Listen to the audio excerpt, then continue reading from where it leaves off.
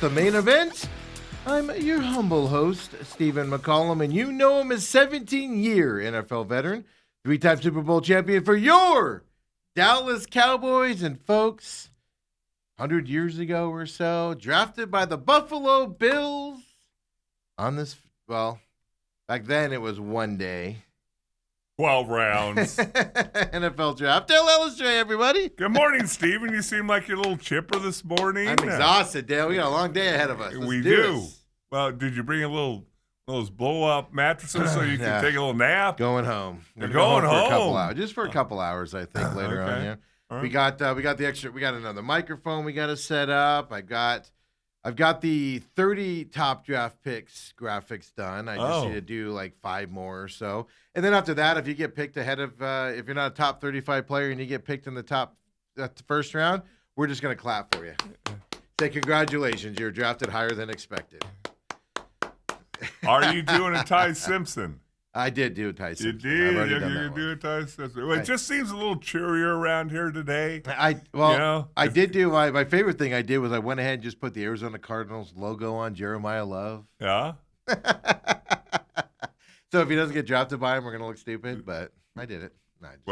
We will make sure that everybody knows you did that, but let's get to the No, I want to avoid hand. this subject. No, we're up on all of our sites today.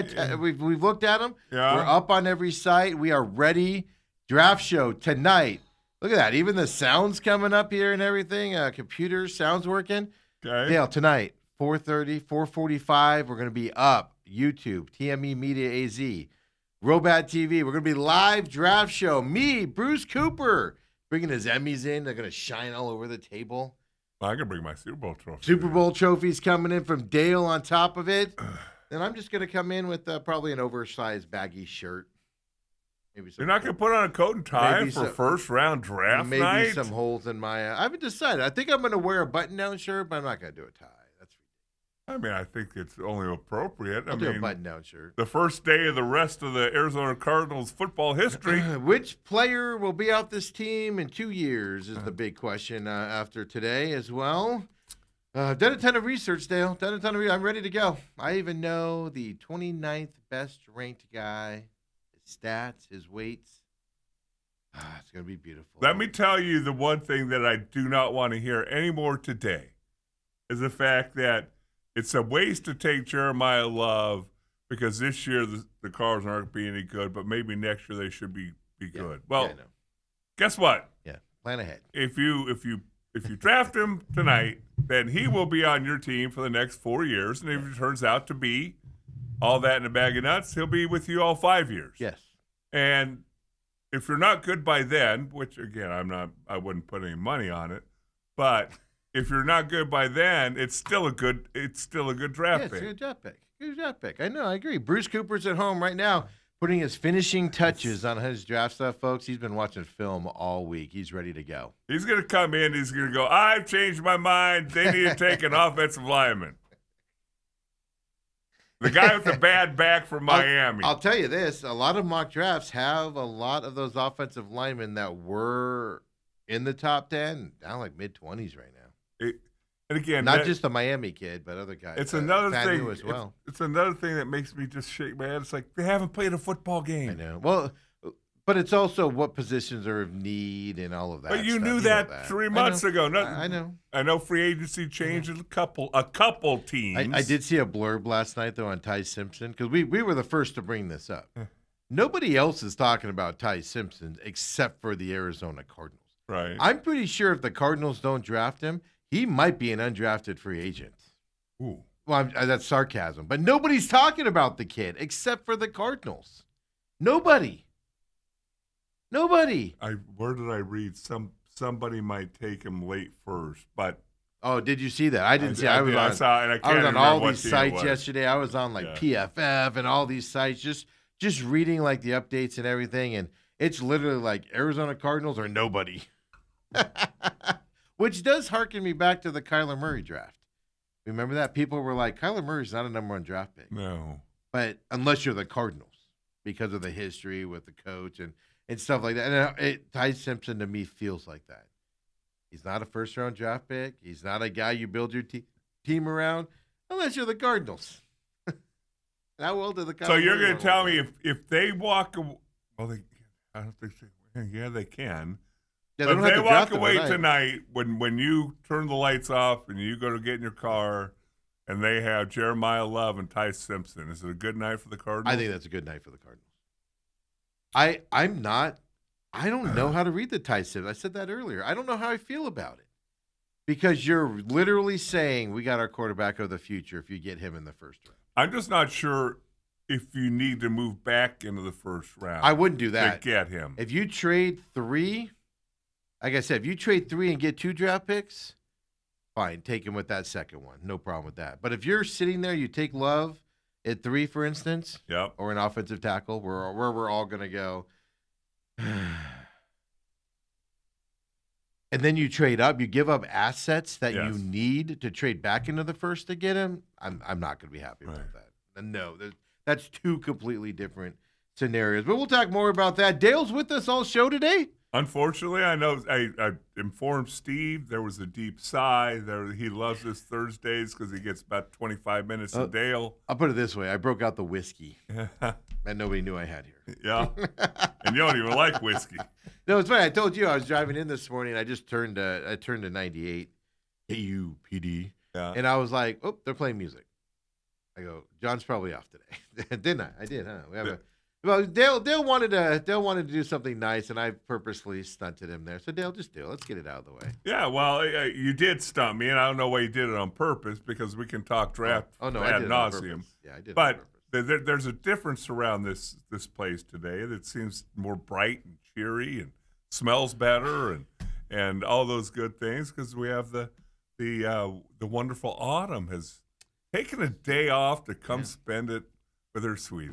Can you believe that? No, I really can't. I'm like, really? You don't need to get your hair done? No, if I'm taking a day off, the first thing in my mind is like I'm doing anything but with Steve today. Well, she took it off originally because we had that unknown of where the draft show was going to be at while we were waiting for some things to work out. Right. So she was like, "Oh, I'll help out in case you have to go set up someplace else and things to that."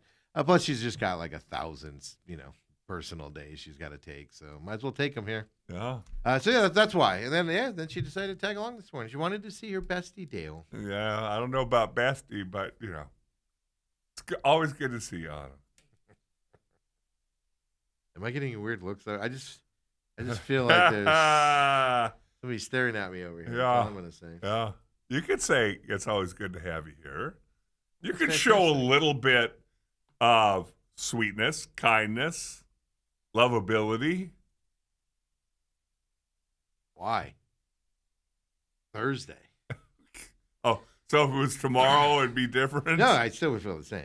I just say it's Friday then. Uncle Lou comes in today as well. There's a hole getting burned in I know. The now left I can side feel of your it. I can head. feel it. My side of my face is warm. Left side, I mean. A little warm right now. I don't know what's happening. Yeah.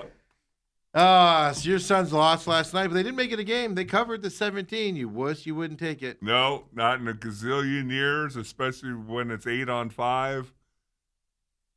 Yeah, I don't know. There was like an extra ref out there, I think. So it was 9-on-5 at one point.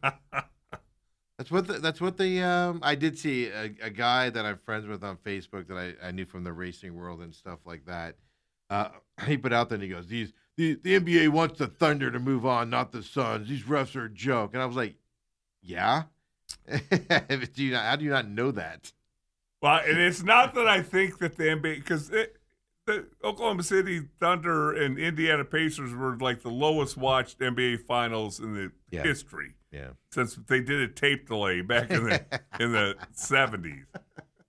So I don't know necessarily the NBA wants them to move on. They do. The Thunder. But boy, oh boy, that team plays so dang physical.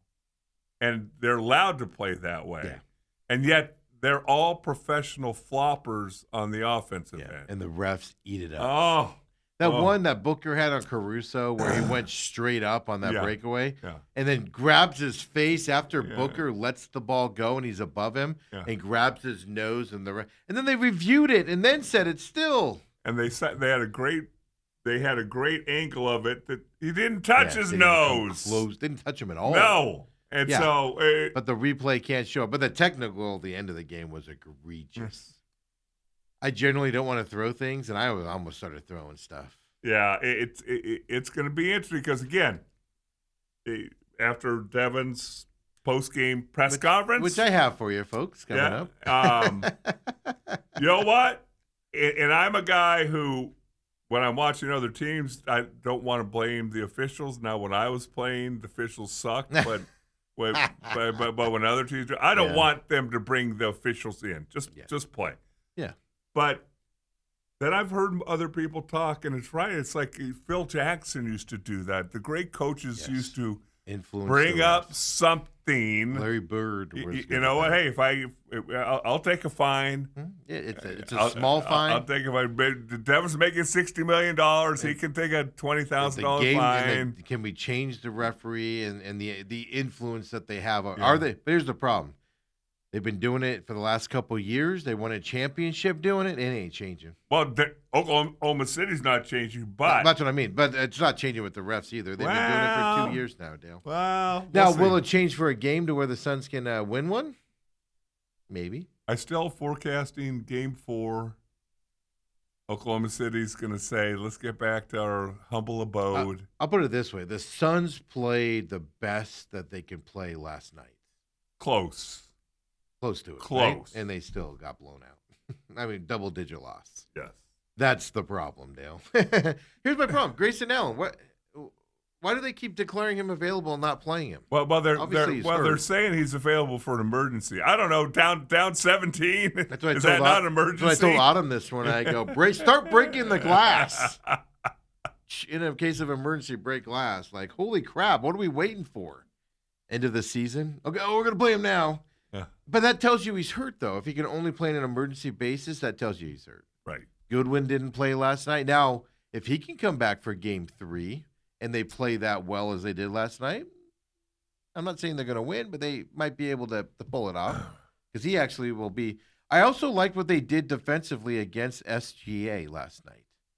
My opinion was going into that game, I was thinking it before the game, where I was like, let SGA just score. Even if he scores 80 points, that means nobody else is scoring. So let him just dribble the ball around, go up and score. Every time he has the ball, everybody just step back away from him so that he can't get the phantom calls, right, and stuff to that, and let him just go to town. Like you put up a little bit of a resistance, but the second he starts driving, you run the opposite way, and just let him score 80 points because you're going to score more than 80, which means you're going to beat them then because that means nobody else is going to score for them. But they didn't employ my theory, probably for the best. But I liked their defense last night on them. The problem is, like there was one play where SGA went to the middle, and all four guys collapsed on him. Yeah. He just passed it out to Chet, who hit an easy three. But he also kept it one time and somehow got up a little dinky layup with all four Suns in the key. Yeah, so it's just like this, you're just facing the best team. Yeah. I'm going to say in a long time in NBA basketball. And then you add the stuff we all hate, the flopping, the manipulating the refs. And I mean, I've never met a guy that I've wanted to punch in the face more than Caruso. Ooh. And, folks, I couldn't stand oh, my gosh, I can picture him in my face right now. He's out of the league now. I couldn't stand the one guy, whatever. And I also can't stand who I call avocado, right? Alvarado. I can't stand him either. I hate those. You also don't like the guy at the Diamondbacks game who said, "Go downstairs to get your shirt." You want to punch him in the face. That was just rude. 100 feet away, Dale, and he yells that at me. You also wanted to punch the hotel person who said they wanted $50 more. I was nice to her. No, you wanted to punch her. Town played. No, I was just going to check in later. I was going to be like, so when I check in late, do I get a $50 discount for checking in late? Or if I leave early, do I get a discount for leaving early too? Funny how that doesn't work in that category. But I did get an email yesterday from Town Place Suites saying, "Tell us about your stay." Be more than happy to. Be more than happy to. I just said, you're going to charge for early check. First of all, I've stayed at this hotel a ton, so I said that. They can look it up. They see my name in there. Me and Autumn stayed there one time. We went twice now to go to a Vegas Knights playoff game. We went to the Knights, the in IFL, the Rattlers and the Vegas team. We were there one time for a weekend, and they were there, so we stayed at that hotel, went to that one. So I've been there a lot. My preferred hotel away from the Strip because I hate staying at the casino hotels for all their crap that they do. Like I just said, there's nothing that says $50. There's no posting or anything. It just seems like you're doing a money grab. Post something is what I basically said. Otherwise, it's unfair to the consumer that you're doing. That's all I said. And then I also complained about the car thing. Can I stop getting text asking me to extend my parking there, please? But anyway, I filled that out. I usually don't fill those out, Dale, and I filled it out yesterday. I'll just pass along some info to him. Yeah, I'm bad at filling those things out too, good or bad. I ignore try to make sure that I fill out the good ones because the former business owner, I know it's hard. People don't. They tell 10 people if it's bad service. But I did say the GM or whoever waived it. I said they did waive the fee, but they made me feel like an idiot leading up to it. And that's the other thing. When you're a customer service person, don't go, it's the rules of the place. You want to talk to my general manager? And I'd rather not. But if you're going to make me, I didn't even ask for them. They just volunteered them to me, which also tells you a lot of people complain about that fee. Anytime a person on the front lines of customer service goes, you want to talk to my boss? That means a lot of people don't like that fee. Well, maybe the town place suites people don't even know, and the general manager and front office person get to split the $50. If you're not posting it, I'm calling shenanigans and bullcrap. I am. That was my whole point behind it. So, and I didn't have to pay it, but I did give them props for. I did say they waived it for the extra 30 minutes I was there early. So that was good. So I gave them positivity as I told them they need to post something to make it happen. You know what I call BS on? Devin Booker's ball handling. Has there ever been a guy who gets the ball swatted out of his hands more while he's dribbling than Devin Booker? He doesn't protect it with his body. He's always been that way. And obviously now when Oklahoma City, they're not threatened by him blowing by somebody. Yeah. Well, you saw that on the fast break where he got the foul on Caruso. Yeah, well, because Chet Holmgren raced back there and you go 7-4 or shoot a shot and not hit a guy and get a technical. Oh, whatever. He dribbles, and because I actually ran back and tried to slow motion the last one. Dale's breaking down the Booker dribbling with his left hand, and he's trying to keep. I'm now forgetting who it was. Off with his right hand, and the dude just kind of steps to the right a little bit, taps the ball, and it's a fast break going the other way. Yes, and that happens once, maybe twice a game. Yeah. Oh, more than. And you're telling me he's an All-NBA? You don't see that happen to Alexander. What's his name? SGA. Gilgeous. Yeah, SGA. Thank you. You don't see that happening to Gilgeous Alexander. No, SGA. But SGA. Is what he did. Yeah, because you're going to trip. Look, what we do for a living, you're going to trip over it. As many times as you say it, you're going to trip over it. That's why it's SGA. Yeah. Just like it was. Who was that quarterback for Alabama?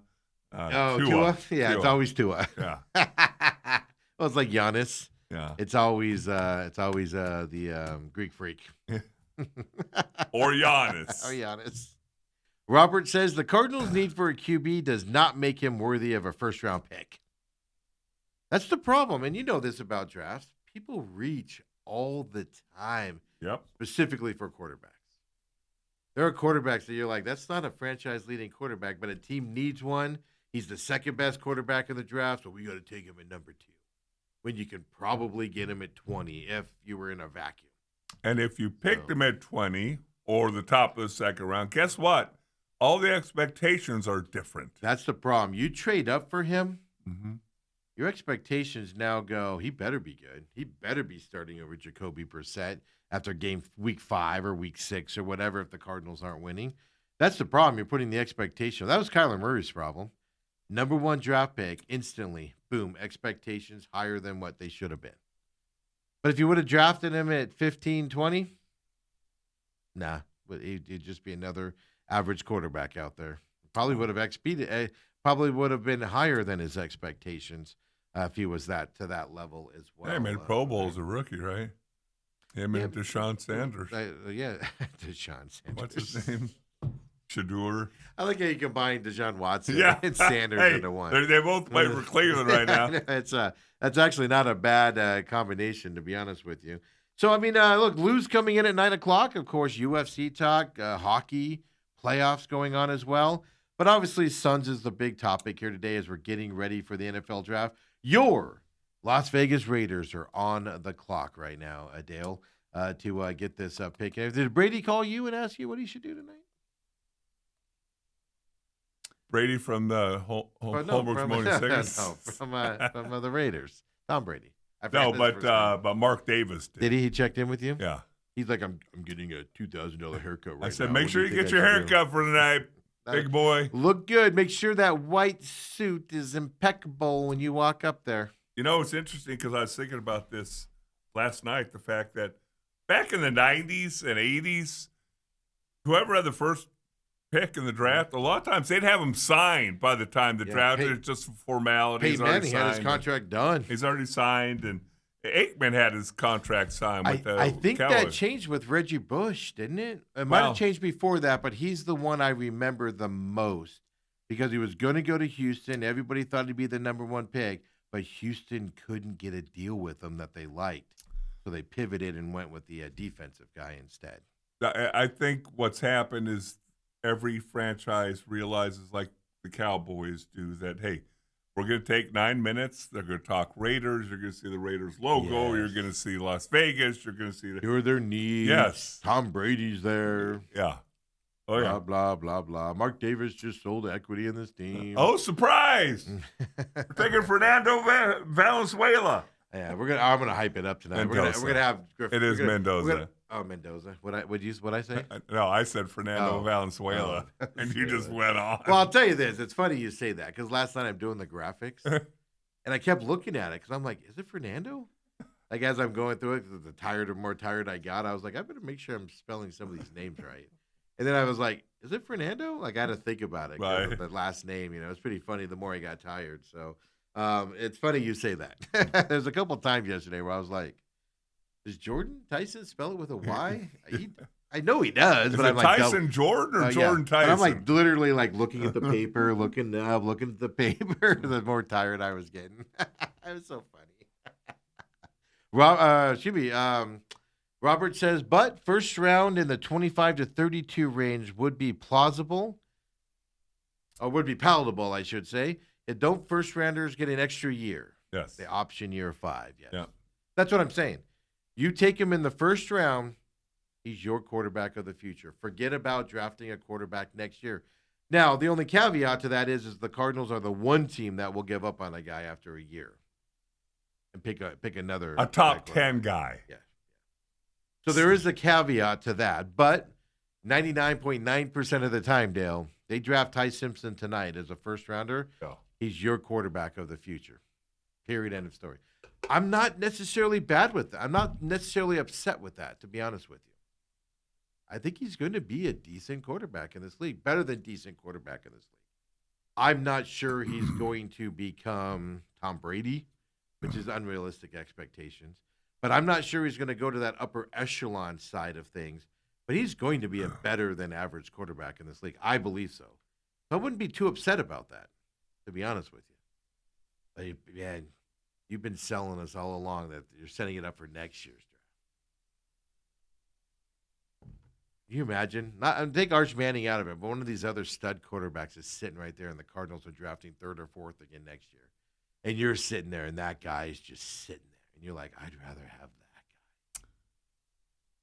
guy. I hate the fact when you start trying to forecast a year ahead of time, because how many times have we seen guys just go into the college season with all the pomp and circumstance? Sam Levitt could be available for the Cardinals next year, and you cannot pass on that. You can't pass on Quitter Levitt. Oh, now he's quitter. Oh, I said that earlier too. He was your guy. Until he got hurt, and then he quit on the team and didn't want to do anything. Go to all the other players that were in the transfer portal showed up for the Sun Bowl, but not me. I gotta go to the transfer portal.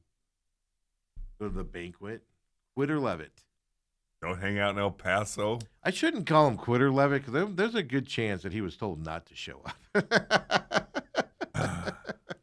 Well, and I think that's where the didn't show up to the banquet thing kind of happened. There's a good chance he was told, don't even bother coming. We don't want you there. Especially with the conversation. We have to be private here for a sec because I can't put this out there. But especially the conversation we had about a coaching situation and the comments around that. I'm more and more that maybe Kenny Dillingham's more cutthroat than we're willing to give him credit for. Yeah. He's not all publicly. He's all inclusive and build a team, but behind the scenes, I think he's pretty blunt with people, which actually kind of shocks me a little bit. But so that's why I kind of lean on that Levitt situation. There's a good chance that Dillingham was like, "We don't want you there, quitter." But Sam Levitt could be there next year. Yeah. And there'd be the Cardinals with their Ty Simpson, who's too short and too weak of an arm. So obviously last night after the Suns game, it wasn't how well the Suns played and still couldn't win the game or be in the game at the end. Grayson Allen not playing, like you said, emergency only. I don't know what emergency you're waiting for at that point. I like the way the Suns played last night. Gives you some hope they'll be able to do something at home.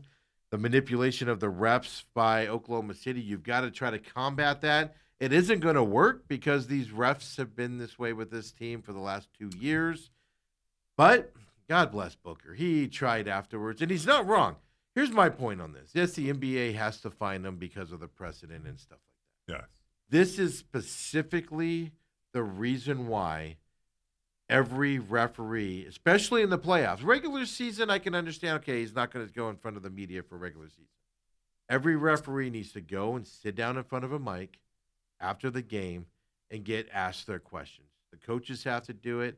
Devin Booker had. You think Devin Booker wanted to be there yesterday doing that? You think Jordan Knott wanted to be there doing it after that game? They have to. They have to or they get fined. Right. And you allow your referees, good game or bad game, just get off scot-free. And it bothers the crap out of me.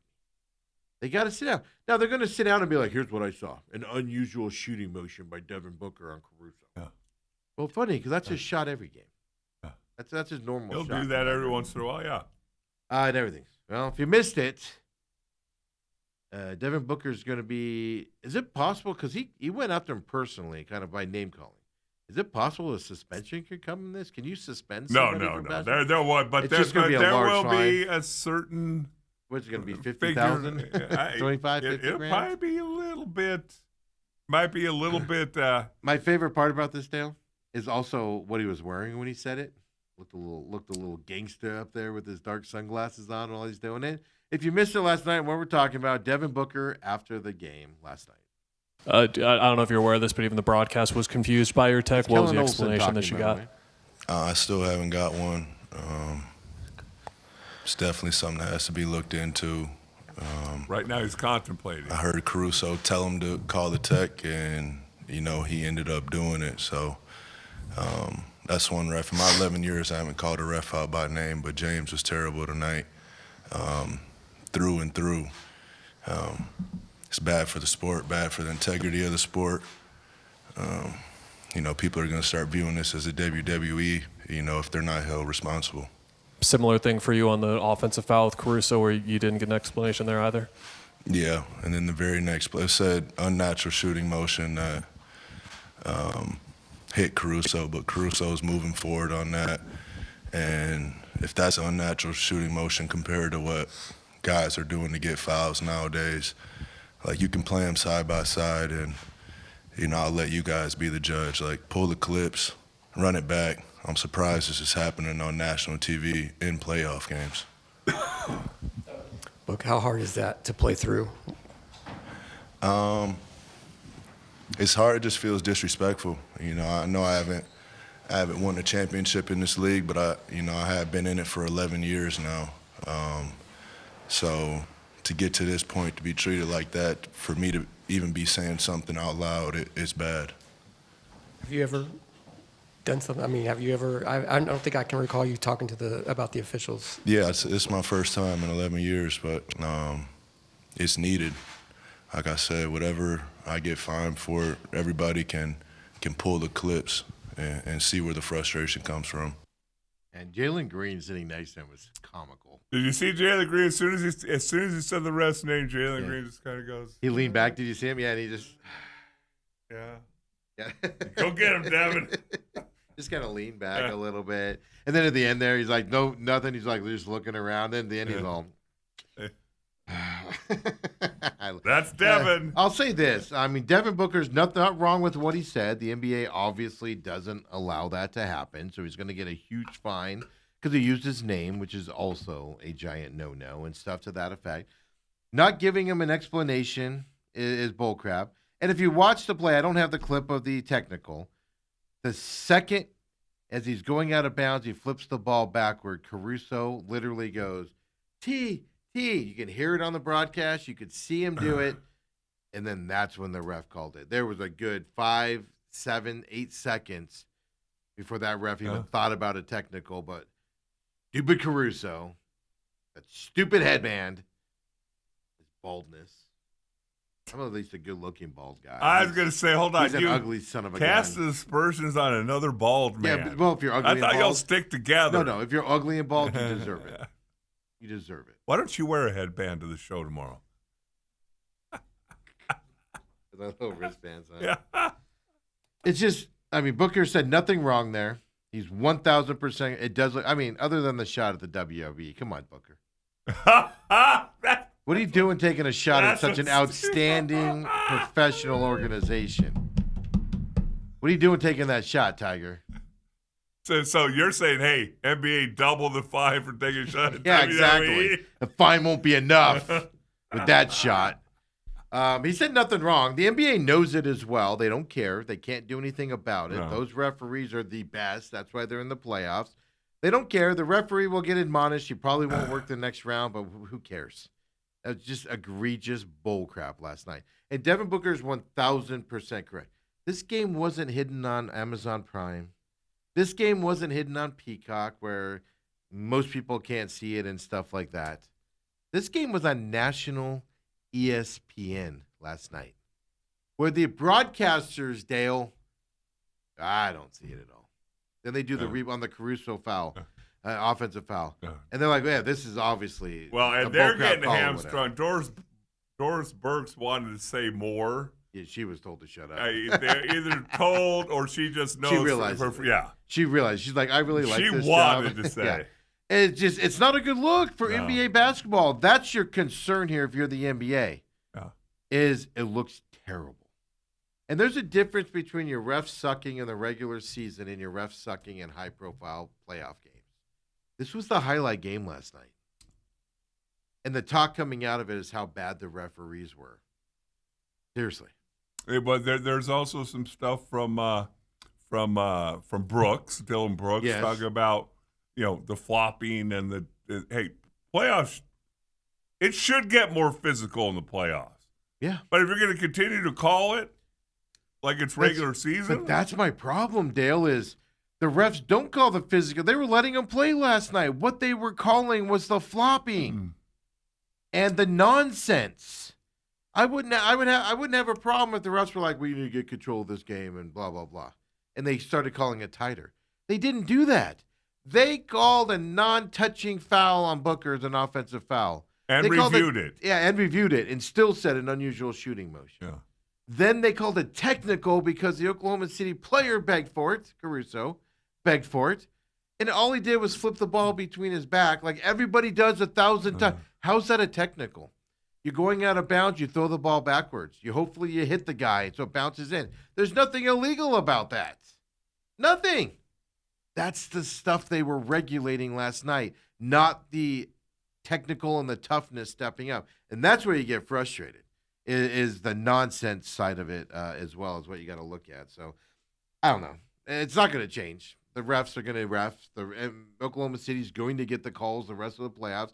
They're going to win a championship because they're really good and the calls. But I was thinking about it last night because everybody's up in arms about this. Spurs were the same way when they were winning championships. They were flopping. The big tall guy, Tim Duncan? Tim Duncan, every time he got a foul, his eyes turned into freaking giant saucers of, whoa! And he just stared. He looked like he was looked like he couldn't. I just can't believe you called that foul. I didn't even touch him. Meanwhile, the guy's arms hanging off.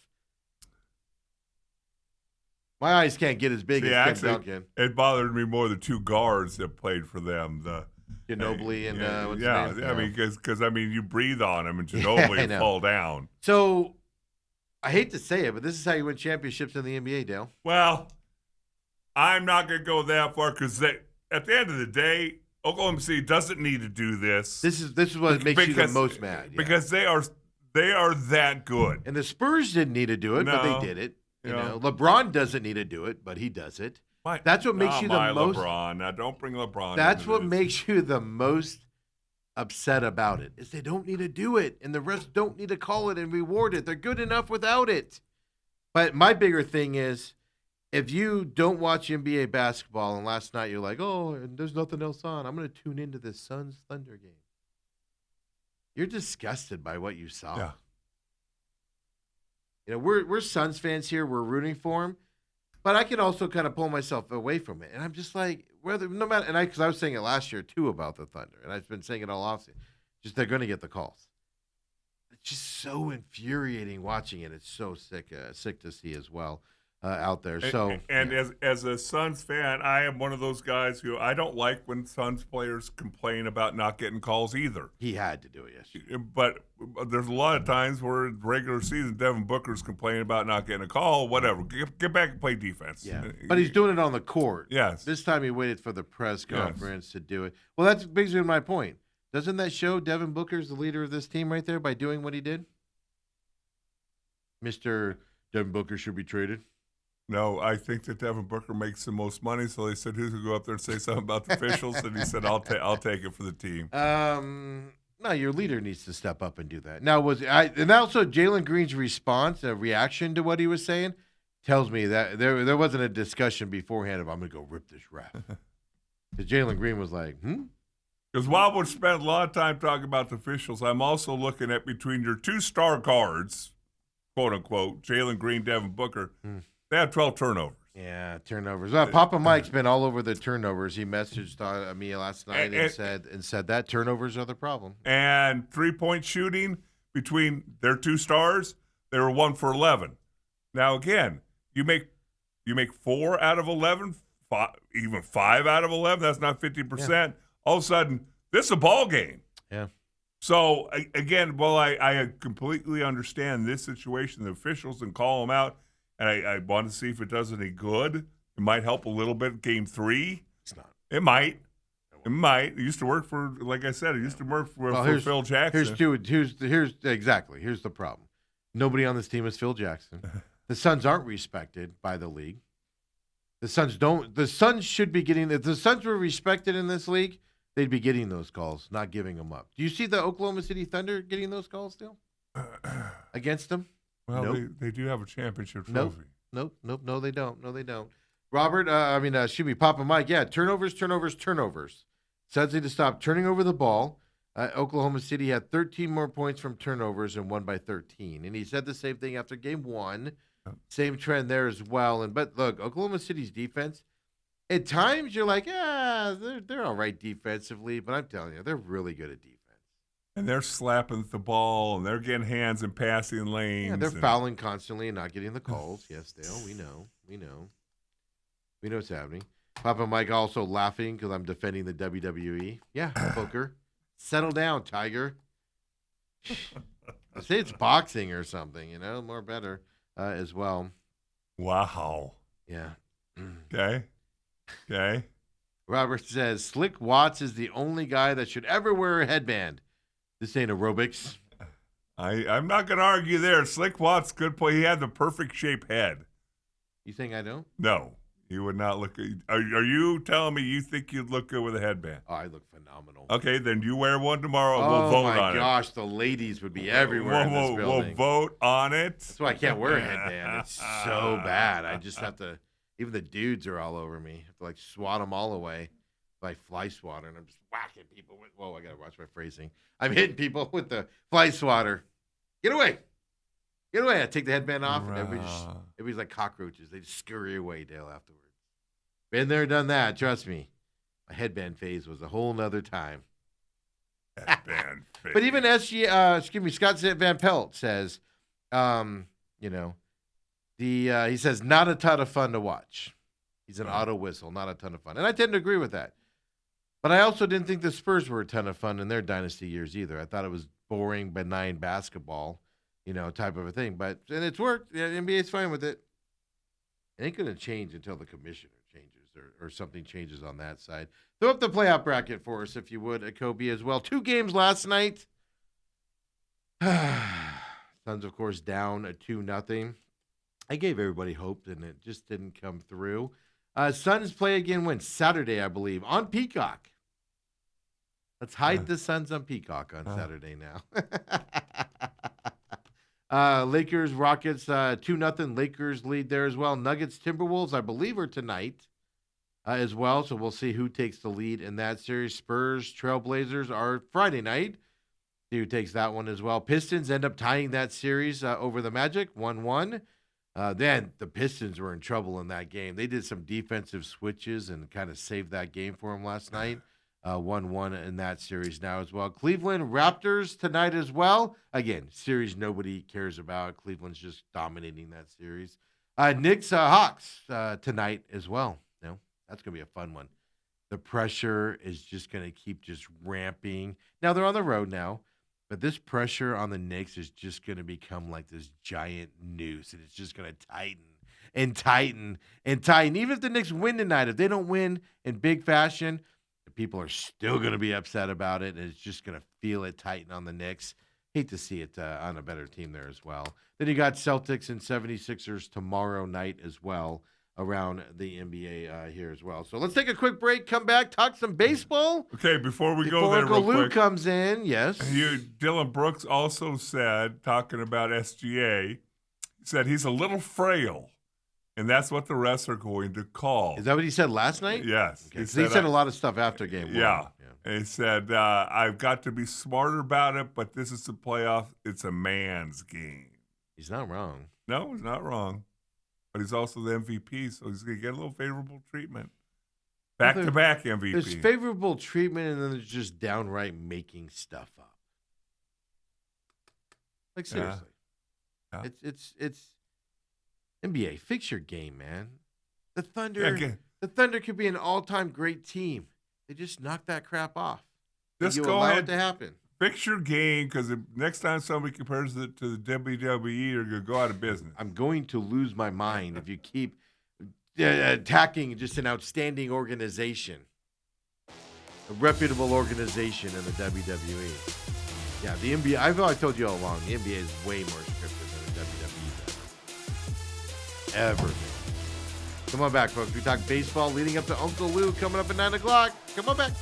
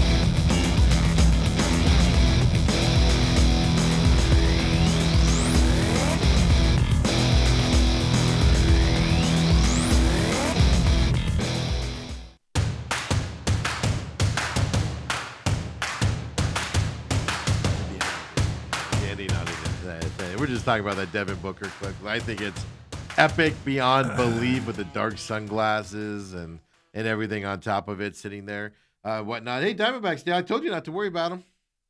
Steve. You're all worried that they're going to Stephen lose. McCullum. Torey Lavello's Diamondbacks don't go on big slumps, Dale. Stephen McCullum. Torey Lavello's Diamondbacks don't lose to teams they shouldn't lose to. Just like I said, Dale. Just like I said. Wow. What a really nice response after the game on what are we, Thursday now, on Tuesday night? Yeah. I know, we're all confused on our days now. We're all like, what? The shock here from everybody that Vargas is playing well. Folks, he's been playing well all season long. We're driving in this morning and listening to the Suns channel, right? And everything. And like they did this whole thing where they're like, oh, huge surprise player last night stepped up, and Vargas with his 2 home runs. And I was like, Vargas has been playing lights out all year. What do you mean this is a surprise? I think he turns 35 this year too. Stepping up at that point. I'm not too sure they win that game without Vargas. Yeah, he turns 35 on July 16th. But that's the whole point of it, though. You have, I'm going to call them randos, and I don't mean that disparaging. I just mean, somebody not Marte, Carroll, etc. A guy on this team. You need them to step up to be successful. Every team needs that, and the Diamondbacks have it right now. Well, fantastic job by him because Alec Thomas ain't doing it. You also look at last night, 16 hits. I know. I mean, let's not. I understand Vargas had himself one whale of a game. Arenado went 4 for 4. Yeah. I mean, everybody was hitting the ball last night. Perdomo 3 for 4. Yeah.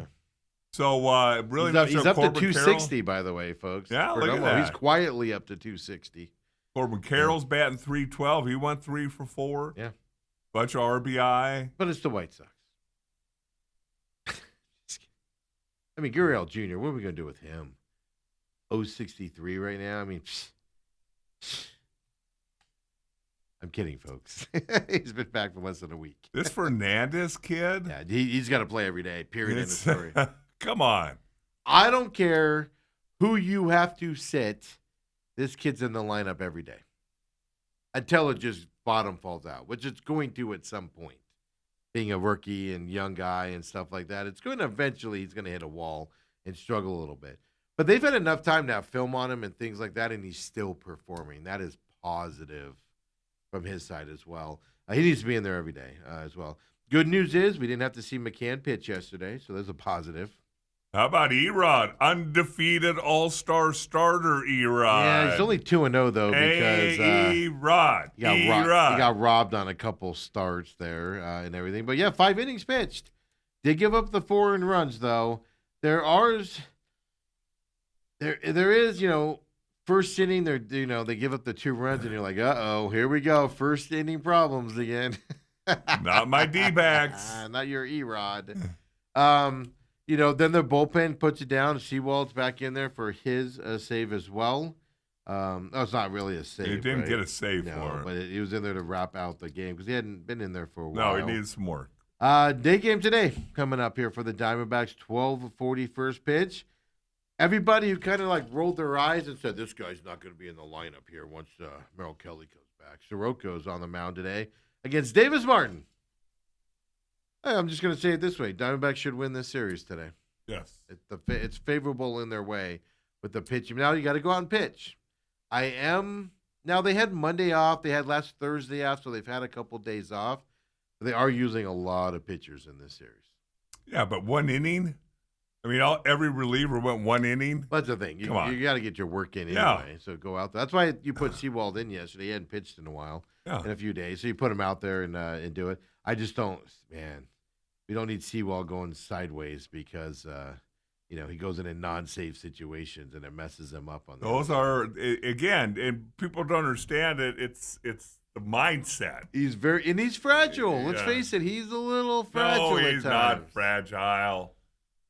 Strong as a bull in the head. Are bulls strong? Are bulls smart? I think they're brute force. Are they? I think they're like linemen. Are they? Yeah. Defensive line. Yeah. Offensive linemen are smart. Wow. There's a difference there as well. Yeah. So a good game yesterday. That was a fun game to watch as well. Way better than that Suns game. Oh, goodness. If you ever see, by the way, Mets won yesterday. Oh, Game dang losing it. I streak wanted set. that losing streak to continue for a little bit. All they needed was apparently Juan Soto to come back. He comes back and then they win. Look at that. They needed their $800 million a year guy to come back to win it as well. I've never seen this before. And this stuff, I've seen it before. I don't know if I've ever seen it happen to a pitcher. But, man, just you have to be going through something when a ball's coming towards you and does this. If you didn't see it yesterday, here we go. Into the shirt, folks. Right back, and it is caught. No, it's in his shirt. Logan Gilbert wore that one. Literally wore that one. That was something that you will not see again. What are the odds It of that went happening, in man? his jersey at 108 miles an hour, right between the buttons. He's trying to just defend himself, and you can see it go in the shirt right there. How does that even happen? Hold on. Is that an out? That's an out. It's a Okay. catch. He caught it in the air. Okay. Doesn't matter how you catch it. Ground. Doesn't matter how you catch it.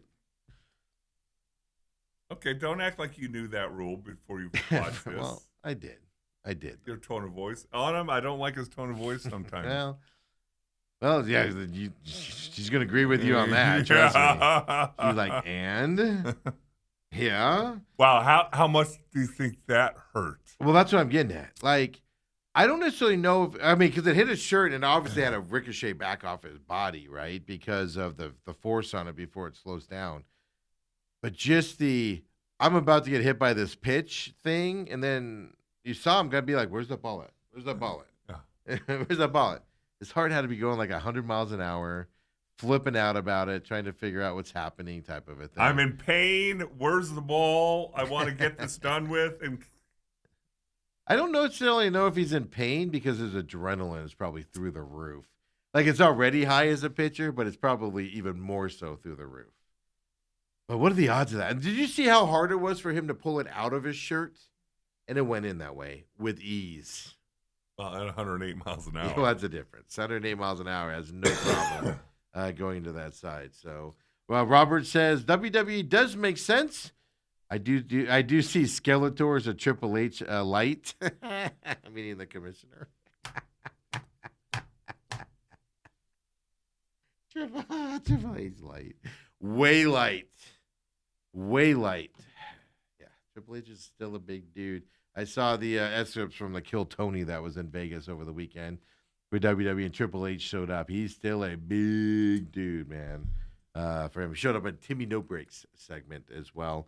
We got Uncle Lou coming up at the top of the hour, but first, Dale, some mock drafts for you. Let's break them down. Are you ready? Okay. Oh, you really wanted to? No. I will say this. Shocker to everybody, Las Vegas Raiders are taking Fernando Mendoza. Or Francisco Valenzuela or whatever Dale called him earlier. But the big question is number 2, Jets, David Bailey, Arvell Reese, etc. ESPN today. This is Field Yates and Mel Kiper Jr. Okay. Jeremiah Love going to the Cardinals. It's been more and more. Now, It has been. Nationally, Again. it's been more. I think it's Jeremiah Love or it's trade down. well, that's what I'm wondering are the Smoke Cardinals leaking that so that somebody who wants him at 5, 6, 7, 8 Yeah.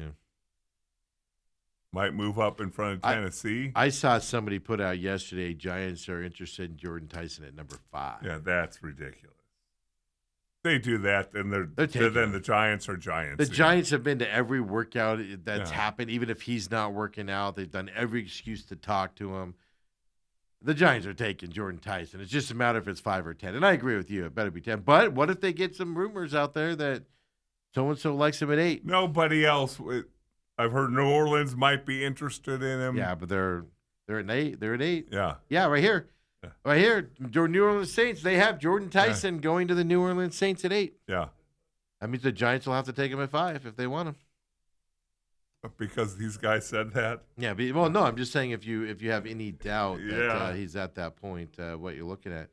Isn't that amazing? He was like mid-20s in everybody's mock draft, and now all of a sudden he's back out there. And I still guarantee you, he's the one guy that I could see doing one of those draft day drops. If the Giants don't take him at 10, Yeah. he's going to drop. Nobody's. Well, a lot of teams don't need receivers, Right. but then also that's the teams that do need receivers aren't picking until the beginning of the second round again. I could see him do a big slide. That's why I'm kind of shocked he's going. Which also tells me what? The Giants have probably told him, if you're there at 10, we're taking you.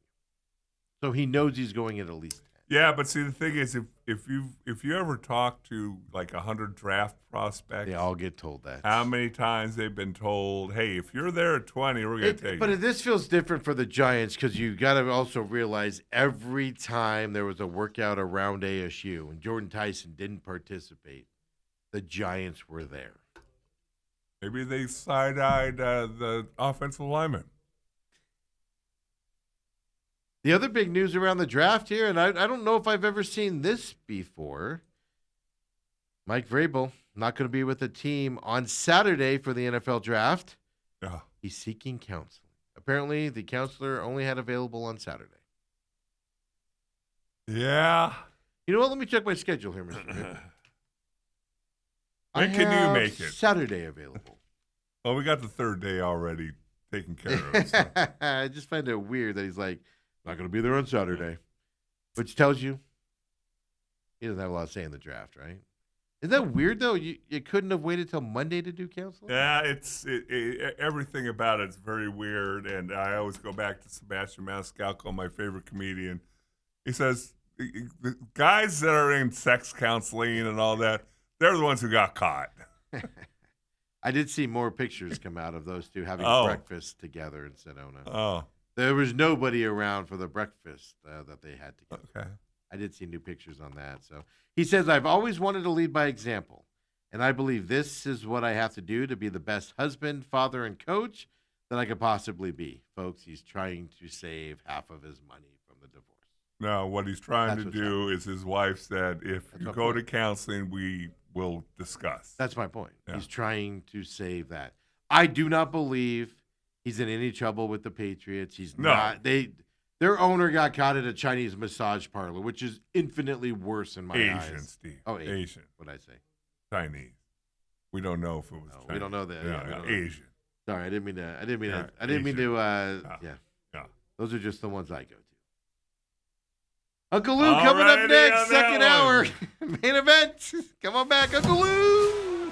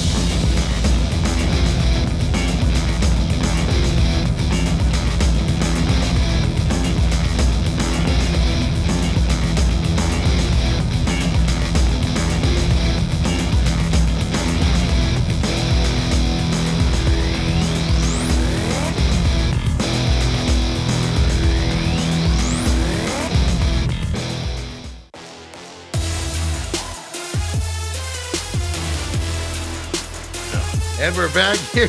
Main event on Thursdays means Uncle Lou joins us. Veasan, of course, Gamblu.com. Dale's joining us for this segment as well. Really quick point of clarification.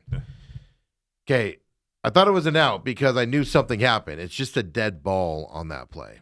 So he did get awarded first. Okay. You cannot catch a ball with any anything part of but the your uniform? jersey. Yeah. No, according- anything but your glove. anything but your glove or hand, I think. Yeah.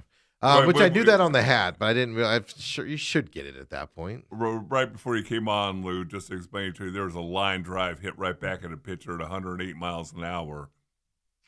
Somehow, it came lodged inside his jersey. So he's looking around for it. The and then spin. he's like, It's Right here. spun in or Yeah, something. that's Right Okay. here, right here. Oh, Yeah. let me So, get my uh, page. And so we weren't sure if it was an out or Yeah. not. So it just becomes a dead ball. It does get awarded first. So Thank you to give credit to it's your a dead- source. I want to thank Grok for telling us that. as Thanks. well. Dead ball awarded first. I mean, I would. Autumn gave me that. If I news, by had the to way. guess 10 of them, that would be the last one.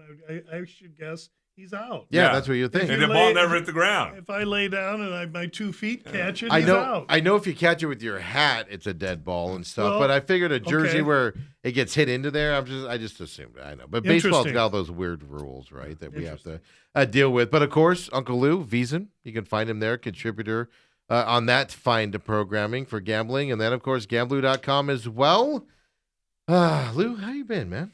I'm doing great. We're in the middle of a fine, great time of year, and there's no NFL, and so that creates a huge vacuum. It makes the UFC much more popular, and guys that cover it like me, maybe a smidge more popular. At least I'm busier, have more opportunity to speak, Right. because there isn't that shadow being thrown on college and NFL, which is great. So college baseball's getting ready to start manifesting into playoffs and such. We have hockey playoffs, so we're a week into hockey playoffs. I know we're going to talk about that. UFC, all the passion sports is what Uncle Louie covers. Right. And I love covering them. Okay, but Lou, you sitting down here on a Thursday intro morning. today. You're sitting down there Thursday morning. It's the start of the NFL draft, and you're telling me there's no NFL? The NFL draft tonight, the hockey's going to be way down viewership-wise. Basketball will be. Dale's such a polished professional because we've done this for years, Yeah. and he knows my position. You led me into that perfectly, and thank you for that.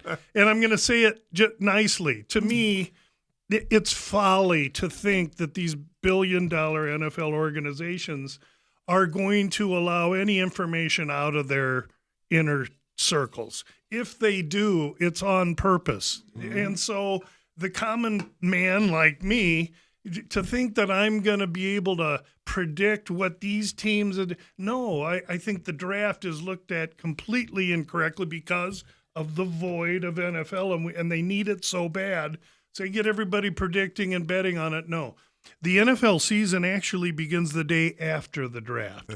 And I'll tell you why, because at that day, you now get to look at 3 days or X amount of rounds where each NFL team once a year tells you as much about themselves as they ever will, because it's a public draft. And they're telling you all they did was the Cardinals took offensive linemen. Maybe they want to solidify their offensive line, run the ball. Okay, so the draft tells us how the teams look at themselves. Why would I try and guess what they're doing? That, to me, that is the greatest waste of time. And it frustrates me that people do it and it's popular, but let them all chase their tails. I got hockey, college baseball, and UFC to cover. Yeah. Absolutely. So really Thanks, quick, Dale. Robert also says, doesn't everybody go to counseling after a friend's trip? Dale, that's the other thing with Vrabel. Oh, yes. I wanted to comment on that. All the guys in counseling are the guys that got caught. Yeah. That's like that is Aristotle right there. That's Vrabel now. He's missing the NFL draft on Saturday. I know I read To go to all about counseling, it. And, so. and you know what? What do you know, Robert also had that was a dead ball also on that in play, today's so. day and age, Right. when they found Saddam Hussein in Iraq, in his own country, in a bunker out in the middle of nowhere. I don't want any trouble with the man. So I'm out. Now if you're going to go and play like that, we're going to be cute. We're going to leave the Biltmore and go up to Sedona. Oh, baby. Well, I contend. Why don't you just go up with balloons? I contend that was like a hit piece against him because the way just at that resort, the way it was photographed and things. That's apparently come out, there's more. There's something going on. Yeah. Is that something this one? You don't I'll want to put see it this way: it's a public secret in NFL circles. What's going on? It's just nobody's going public with it. Yeah, but it's known in the background. Oh, sure, what's yeah. happening No, between the those inside guys. of each organization or institution. I mean, they do all this research on the draft picks tonight. They know about these coaches and what they're doing before they pump money into them and stuff like that as well. But Lou, no intro today, but I have to say at least, right? Gamblu at Gamblu on X. Follow him there. The Sneak Tea podcast out for this week as well. Always comes out Sunday night, Monday morning. Yes, about thank business after the weigh-ins on Friday. Give if you can, if you have the ability and looking for places to give, of course, give it to your favorite charity down there in southern Tucson. Say that name. The Mission of San Xavier del Bac. And it's located just south of Tucson. And Steve lets me mention it every week. It's near and dear to every Arizonan's heart. It's the oldest mission in the country, for crying out loud. It's like built in 16-something. Going under renovations now. They're doing really, really solid community work there, and they have for centuries, not just decades. So easy place to support. Any information you want on them can be gleaned from going to the Gamblu webpage and looking at one of the top tabs, which is where you can find everything on me.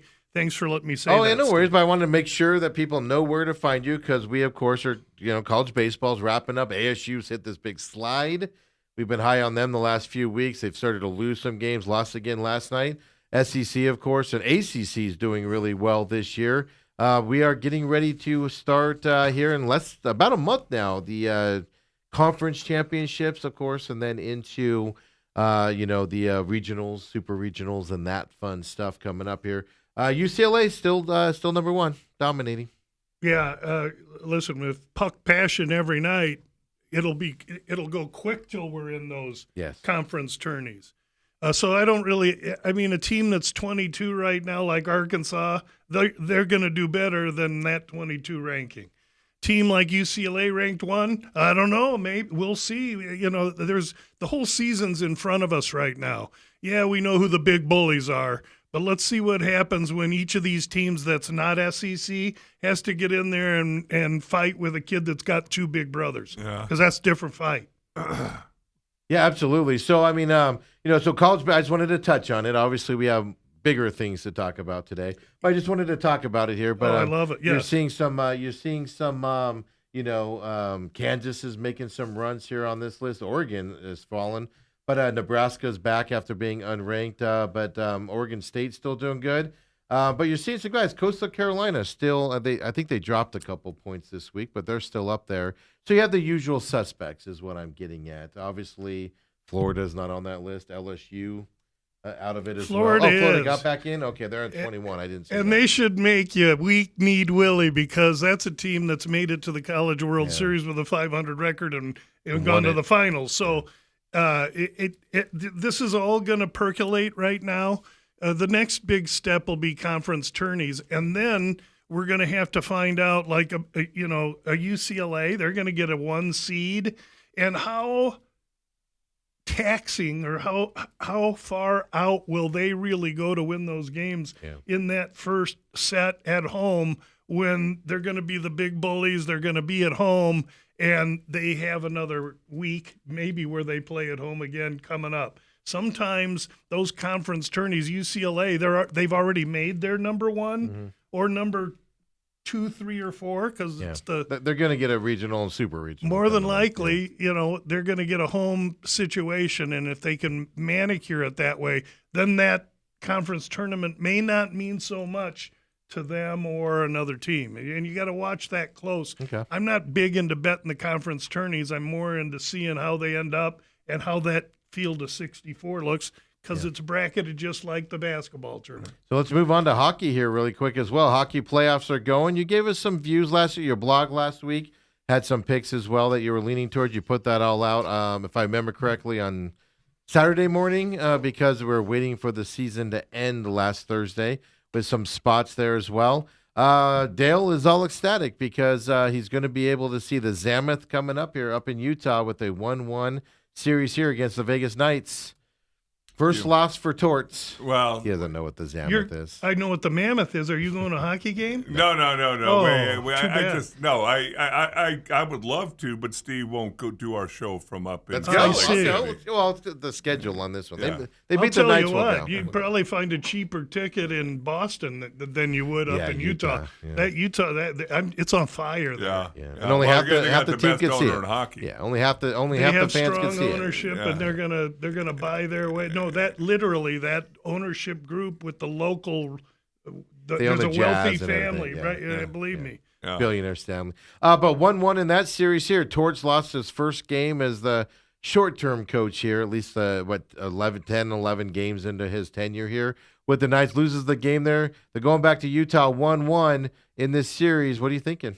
I know because you weren't high on Vegas.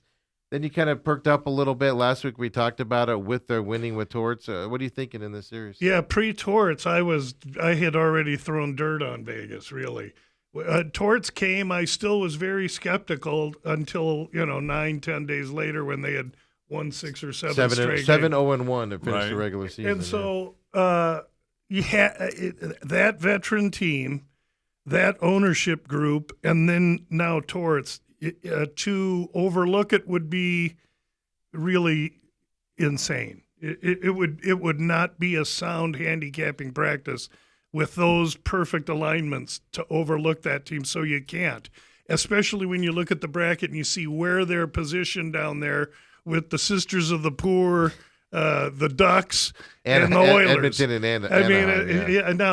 The Mammoth believe in one thing. They believe that the success of their season will come down to this series because they want to, in their first season in the playoffs, do to Vegas what Vegas did in their first season to another veteran team. And so the drive and the focus for the Mammoth shouldn't be underestimated. And the goaltender for the Knights, and they didn't lose by letting in 4 or 5 goals. Yep. I mean, he's holding up so far, and that's Torts' guy from Philly who came under his. So there's all kinds of stuff going on. That's a 7-game series that Mammoth have every opportunity to win. Tell me this, because this Torts guy, Tortorella, Yes, John Tortorella. he was brought in with 10 games left in the season. Night to go. Correct. Yep. And how can a head coach make that what seems to be that much of a difference from my perspective to not lose a game the rest of the regular season with a team that's kind of logging along? How can he make such a difference? Well, it's a championship caliber team as far as the composition and talent of the makeup of the players, number one. And it's hugely experienced, meaning they've won the last 4 or 5 years in a row. Right. And so something was broke down. And the coach Cassidy that came from Boston is a tight grip, fire and brimstone coach. To me, what was more surprising is that, and the reason I was skeptical about Torts was because Torts makes Cassidy look like romper softie. room. Yeah, a softie. And here comes Torts, who's Parcells and Belichickian. Yeah. Literally, that's how he does it. And there's no. But he came in and said, "Hey, this is a good team. There's not much I have to do." And he's playing back. He's doing what he has to do behind closed doors. And that my experience in hockey is that's why you can't underestimate them. They're surely the number 2 chalk team to make the Stanley Cup from the West right now in that side, and they're favored to win their bracket down there. But we got to find someone that can beat them, and I think they're going to get a scare from the Mammoth. Really? I really do. I think the Mammoth is real, and their focus, what they're trying to do to the established Vegas could happen. Yeah. I was in Vegas over the weekend visiting, the best sporting event ever put on the face of the planet. the less scripted one compared to the NBA out there. But a lot of the controversy and a lot of talk was who's going to go with the gold. WWE is what he's talking about. Incredible. Yeah.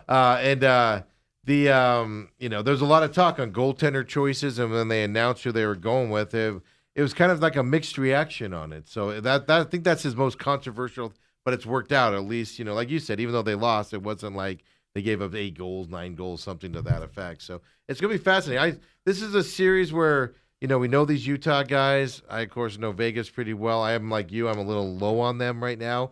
But I've liked how Utah's looked so far in this series as a young team compared to the veterans. We'll have to see what it does going home and stuff. On the other hand, you got Edmonton, Anaheim. Anaheim, in my opinion, it snuck into the playoffs, but not a team that really should be there. But they woke up last night and beat Edmonton 1-1 series now there.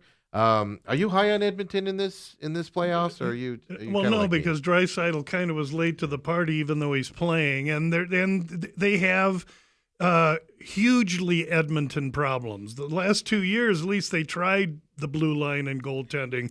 This year, their blue line and goaltending isn't really it. Look, what was the score last night? 6-4. Yeah. So a lot of goals. If you're an NBA fan, watch that series because you're going to get points in it.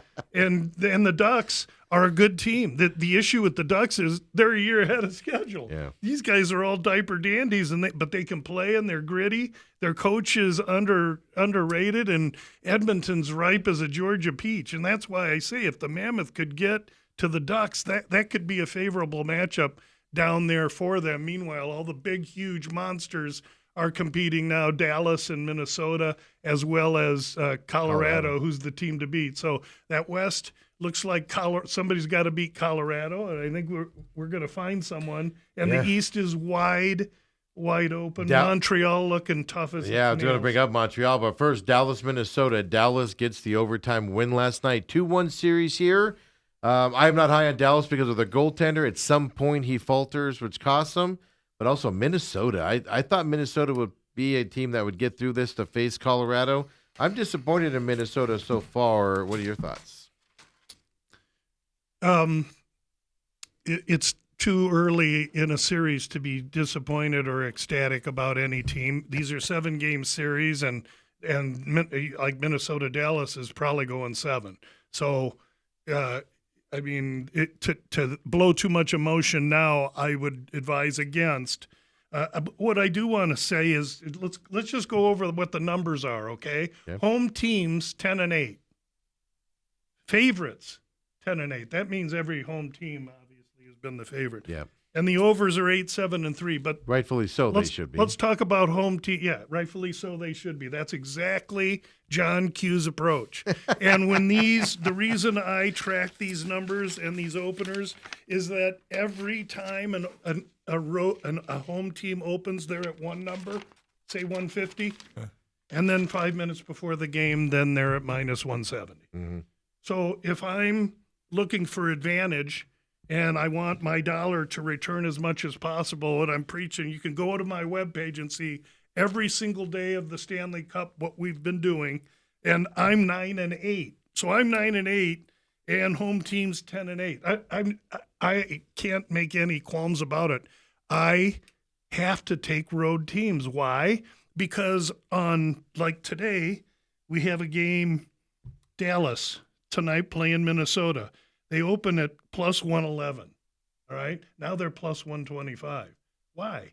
Because everybody perceives Minnesota as being in the absolute must-win. They don't want to go to Dallas. And 2 games ago, Minnesota was flying high 5-1 to win the cup and stuff. So the emotions run high, and you got to be aware of what these numbers are. So Dallas today's plus 125, and by tonight they'll be 130. Yeah, that was actually yesterday, just so you know. Oh, those were yesterday's numbers. Yesterday. So you're giving yesterday's numbers, which is fine, but it's a good example there. It's a perfect example. Tonight you got Buffalo, Boston, which Buffalo, young team. Boston's a young team, but Buffalo, getting away from home here to go to Boston. Carolina, Ottawa tonight, and then Colorado and the Kings as well tonight into this series. Buffalo, Boston's been a fun series to watch. Buffalo had to come back in that first game as well to win that there. Boston gets the second game in Buffalo, back to Boston. Now, I think Buffalo is going to relax a little bit going to Boston. They get away from that crowd that raucous crowd in Buffalo a little bit. So that'll be a fun game to watch tonight as well, 4 p.m. our time. Carolina, Ottawa, to me, Lou, tell me if I'm wrong, garbage series. I don't even care about it. Carolina's winning this thing. I don't even care other than can Carolina get out of it without getting beat up, because the longer this goes, the Tkachuk brother is just going to try to beat people up constantly. Then Colorado Kings. Kings are fighting in this series. They're not going to make it easy for Colorado, even though Colorado's going to win it. They're not going to make it easy for them here. But I also think Colorado needs to finish this series early to get a break here while the other series, Dallas and Minnesota, goes long in this series, because that's just going to set up Colorado for a long run here if they get some rest. There's a lot to say there. First thing is you don't want too much rest between series. The last thing Colorado wants to do is sweep LA, especially easy, sit there for 8 days waiting for the winner of a 7-game series. They don't want that. So, and I'm not saying they're going to let LA win, but you have to raise an eyebrow with LA because they have played their style of hockey and only allowed Colorado 2 goals in 2 straight games. Mm-hmm. Consequently, you got to raise an eyebrow at Colorado and say, listen, this team here, they can outskate you, they can outscore you, and yet they can outplay defense with these 2 woods in goaltending. So and it went to overtime in the second game as well. So I mean, LA took them all the way to overtime before Colorado ended up winning it. Yeah, so. Scoreboard, baby, 2-0 is what it reads, and so and Colorado's the other one. Colorado, really, they LA's got to find a way to win a game. Colorado can't sweep them. That I think will be a stumbling point for Colorado in this next series, because the winner of Dallas and Minnesota into Colorado is going to be another brutal series. The second brutal series for Minnesota or Dallas, but the first brutal series for Colorado, maybe. This one could end up being it. Yeah. So it's wide open. It looks great. Yeah. I just want to review what again, the webpage has the positions. We'll talk about Montreal here. I mean, they're tied 1-1 with Tampa Bay, but I've liked the way I've said they're live in this series. I don't necessarily know if they're going to win it, but I say they're live in this series, and they're going to make this a fun, competitive series. They've done that so far against Tampa Bay. Yeah, last year Montreal made the playoffs, and we said, they're just a year early. Mm-hmm. And they got their nose bloody, but they learned how to play playoff hockey. We can see that now in how they're playing Tampa. So these 2 games in Montreal are huge. If they go back down 3-1, they're going to be tough to beat. And if it's 2-2, we got another 7-game series on our hands. But Montreal is young, aspiring, ascending, and learning. And Tampa is old and tired and doing everything that their genius coach can do, who, by the way, is on the Parcells and Belichick level as far as coaching, as far as I'm concerned. He's doing everything he can do to keep his team believing and relevant. But this Montreal team, if they get by Tampa, they're really dangerous. Yeah, now, can they do it is the bigger question that we got to look at. So, wrap up, other series here, like I said, Pittsburgh-Philly. That, to me, I knew was going to be a terrible series. I just was more interested in the hate for the 2 cities and everything. That's even been kind of a dud after the first game there. But your thoughts overall on the series? What did you want to add on the hockey side? Yeah, Go to Gamblu.com, by the way, if you need the info. I was just surprised that Pittsburgh hasn't put up any fight with those veterans. No fight, right? I mean, Tockett's got these young kids flying around and believing it, and that's a team. Again, you got to raise an eyebrow. That goaltender let in an unbelievable goal the other night, but that's a young team again that I think they're there too early, and a team like Montreal will have advantage over a lot of these teams because of what happened last year. Mm-hmm. And if they beat Tampa, it'll be because of what they've done this year by beating Tampa. Yeah, and that's the thing. They'll dispose of a good team right off the bat, so that kind of just hypes them up a little bit as they continue on. Well, a team that with Carolina was the chalk to come through that side. So the hockey playoffs are underway. I'm excited about them. Is that all you're doing for the most part? I know you got UFC stuff. We've been going game by game. The future positions were posted 6 weeks ago. And so the fact that I have Tampa to win the East and Montreal to win the East, they're playing each other. Of course, I don't set it up that way if I know what the bracket looked like back then. There was no bracket back then. So I've got, the good news is one of my guys is going on, and I'm hoping it's Montreal at 14-1, obviously. So. Some good numbers. And there. then I have Minnesota in the in the West. And those are the only futures I've done. Normally I do a whole bunch of futures at the beginning of the year, but because last year was a pretty terrible year for me, I spent 10 months thinking about how I was going to approach this one. And I figured the first round, what I would do is back off and maybe catch more understanding early. And man, am I glad that I did. I would have had Pittsburgh pretty strong. It changed There's a lot. one Yeah. that I would. I mean, you think about it, and nobody wants to admit that they're just warm manure out there on the ice. So there's some big misses there. There was a couple of hits, of course, but I'm glad for last year because it's made me really focused. Not to mention the fact that we're at 9-8 plus 2.12 units, which represents 25% ROI, but the season's early.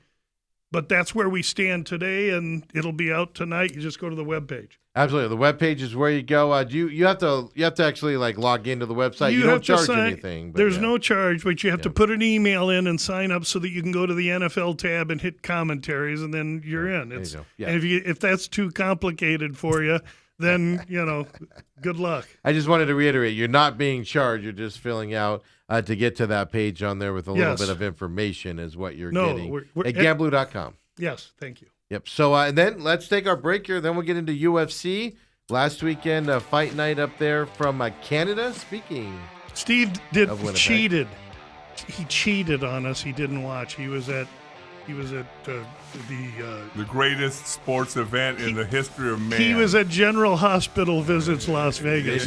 Didn't watch a lick. I saw some highlights and I read about it, obviously getting ready for this and stuff. But it felt weird not watching it. I'm not going to lie to you as well. But hey, I was watching the most but did you have fun? You didn't organization. miss It the was a blast. UFC at all, No, right? yeah. Okay, well, good. Well, that's actually the reason why I didn't watch it. I was like, you were oh in crap, thrall. UFC's off. Yeah, all right. Come on back, folks. Talking next with Uncle Lou.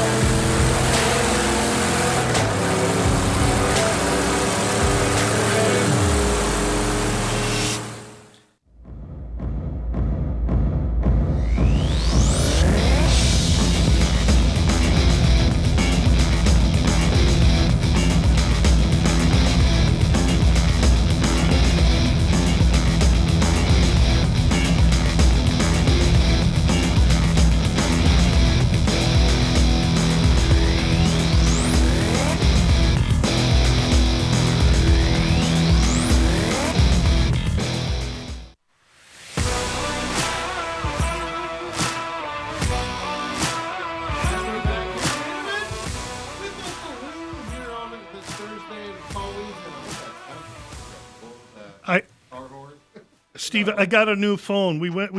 My wife switched things, and I went from iPhone 12 to 16, and I'll be honest with you, it's too touchy. I don't know how to work it. I can't mute it. I can't get 17, Lou. I have taken so many pictures. You know where that's of going to this be on the random- 10th Yeah, of never. Of random stuff, like there's buttons everywhere. I'll look down at my pictures and I'll be like, what the heck's that a picture of? And it's some random. I'm just taking pictures while I'm walking down the road, just holding it. It's man, how old are we, Lou? That's all I'm going to say right now. How old are we? Well, I'm throwing a shadow on you, so I'm just saying. And thank God I've got this. My associate at the real estate company, Christian's a young 25-year-old ASU kid. And I just give him the phone and tell him what I need to do. Hey, tell Siri to talk louder, and he does it. I can't figure the dadgum thing out. Yeah, well, that's a big jump from 10-16 too. That's a Oh, it's technological touchy, and I jump there can't right put it in my there. pocket. And there used to be an on-off. I just hit the switch and mute would go on. Yeah. Now there's a push button, and then all kinds of stuff comes up. Yeah, like do a little dance and move around and stuff like that. Yeah. That's all right. We'll get through it. We'll get through it, old man. Don't worry about it. That's what my son says. Meanwhile, we got fights this weekend. Well, last week, let's just talk about last week Sure. a little bit because I did see some stuff up there. Of course, we had an MMA lab fighter in this fight last weekend as well, Kyler Phillips. Yes. How do you think he did last week in his fight? And I just lost it here on my screen. Against Charles Jourdain, the Canadian. We talked about this fight, how close it would be.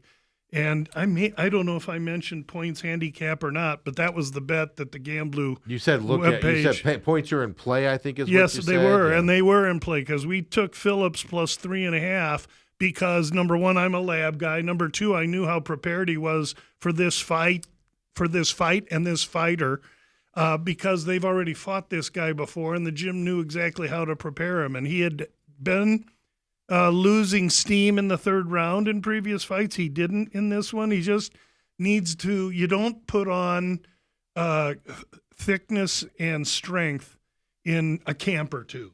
And it takes a couple years for a guy to get that weight training right. He's a kid that never needed it because he was so fast, flashy, and unorthodox. Well, now he's in with the top 1% of the world. He's got to strengthen up a little bit. And he showed great evolution in this fight, just didn't have it at the end. And, of course, it was a split decision that went to – or excuse me, it was a unanimous decision. It went 29-28 to the other guy, the Canadian. Well, we took – Phillips on the points, we're getting 3.5, makes us a winner. So sometimes, especially if I'm betting against an Englishman in London or if I'm betting against a Aussie in Perth, if I want to go against the guy and I know it could be a decision, I take those points because I could get that home cooking decision against me, and you got to prepare for it. So that was a good one. Okay. I got one question for you. When you say they prepare a guy for a certain fighter, Oh, yes. and so they spar, I assume, against another fighter in their lab, Absolutely. and then do they have the sparring partner do what they think that fighter's going to do, or how do you prepare for different fighters? Yeah, that's a great question, and they do it differently up there, and I'm always fascinated by what fighter they are training, who that fighter's fighting, because I know that, and then what they're doing with him in the cage in practice. But a lot of it is simple stuff that comes from football. For instance, they're going to make him fight a guy that's pretty well-rounded. He's a wrestler and a striker. So they put him in, and they put a wrestler in with him for the first 5 minutes, and they just wrestle the bejeebies out of him and get him so freaking tired in between rounds he's drinking. Then in the second round, they put in little Joe Slick, fast guy, because now he's gassed and he's all swole up, and now he's got to try and strike with the fast guy, and then he has to fight that style. And then in the next round, they'll put a different wrestler back in. So not only am I fighting different styles and looks each round based on what those coaches want me to look at, but I'm fighting fresh guys that are coming in for 5 minutes. And when you're on your 15th minute, man, you're just tripping on your tongue. Right. Wow. It's fascinating. And I learn a lot about my buddy, the coach, by what he does to these kids, because I tell him. And then there's kids that are fighting the athlete getting ready for a fight. I'm like, who the hell's that? Right. That person's unbelievable. So, and that's another reason you want to go. So, so an MMA lab, a lot of play here on this show. I got to get up there one weekend and visit those guys on a Saturday, Lou. So, well, you're invited to come with me, and exactly. you just sit there, and it's really a cool deal. I'll just stare and be intimidated, to be honest with you. No, it's like being at a college homecoming.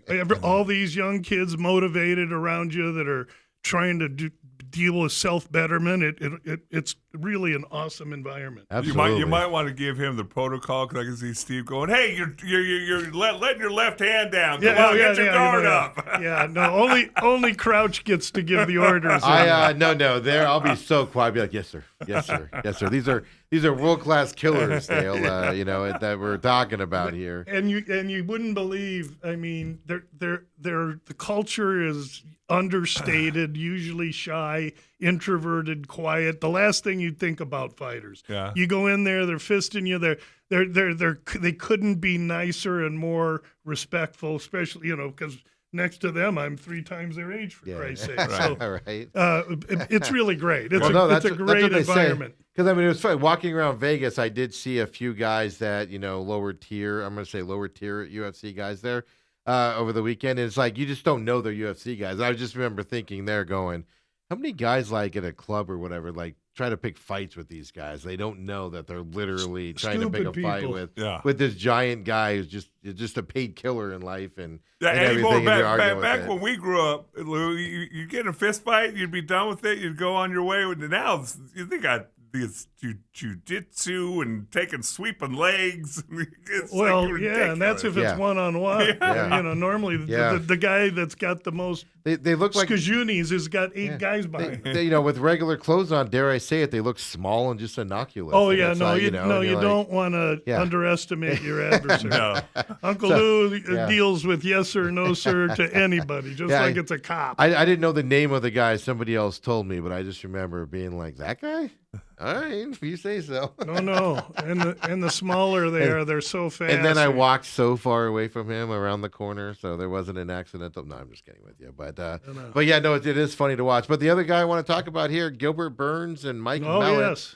Yes. Last Thursday when we talked, of course, guys, don't forget, he talks here before the weigh-ins. Weigh-ins happened Friday morning. Does the Bout Business podcast. So for some updates on what he thought. Burns was a plus 230 dog last Thursday. You said pay attention to the over-under here, minus 105 at the time, and then start to round 3. It's kind of what you said to look at there. Well, it started round 3, but that was the end of it. Yeah, just the end of it. We split on this fight because I had Gilbert Burns plus 13.5, which means all he's got to do is go to a decision. Yeah. And unless the other kid wins all 5 rounds, which I didn't think he would do, nor would I think the judges would score it that way. All for naught. Malott finishes him, and so that cooks the fight. The Burns bet plus the points. That's a loser. But the fight to start round 3 is a winner, tied into a future position on the DraftKings menu for a fight coming up either this week or next week. So I do that a lot to take a minus 200 guy with another minus 200 guy. And if the first guy wins, then when the fight shows up and there's a 2-1 favorite, we have him at plus 150. And so that's huge advantage to be able to manipulate yourself into. And we do it a lot. What we need the fighter to do a little bit more often is win in that position, because it's tough. That's the hard part, man. You do everything you're supposed to do, and then they let you down, right? Well, getting value on the number is one thing, and then your guy has to show up. Now you were high on. I'm not gonna say high on Burns, but you like Burns in this, taking him with the points. You expect him to be in this fight. Yes. Stuff like that. Knockout is what happened there in the third round. Does that change your opinion on Burns at all? He's retired. So afterwards, yeah. So no, I wish he would have said, if I lose, I'll retire. Well, that's what I was leading you towards here, because he obviously went into this with those thoughts in his mind. Yeah, my handicap was not as much for Burns, although I thought he was fighting for his career, which he clearly was. But they were also partially fade against Malott, and that sentiment still exists. Okay, yeah, because I just when you find out afterwards, and you're just like, should have known that ahead of time. Well, I spent hours listening to all that stuff. He didn't seem to give any indication of that. Yeah, I guess it was a surprise. But when you're 40, the handicapper should be aware. And I lamented the fact that there was that age difference, and I walked right into it. And last year I did a lot of that, and I haven't done that this year. This is the first time. Might be the last. Yeah. I mean, I know it's different, and you guys are going to laugh at me, but at WrestleMania, Brock Lesnar is out there, and he does his match, first one on Sunday.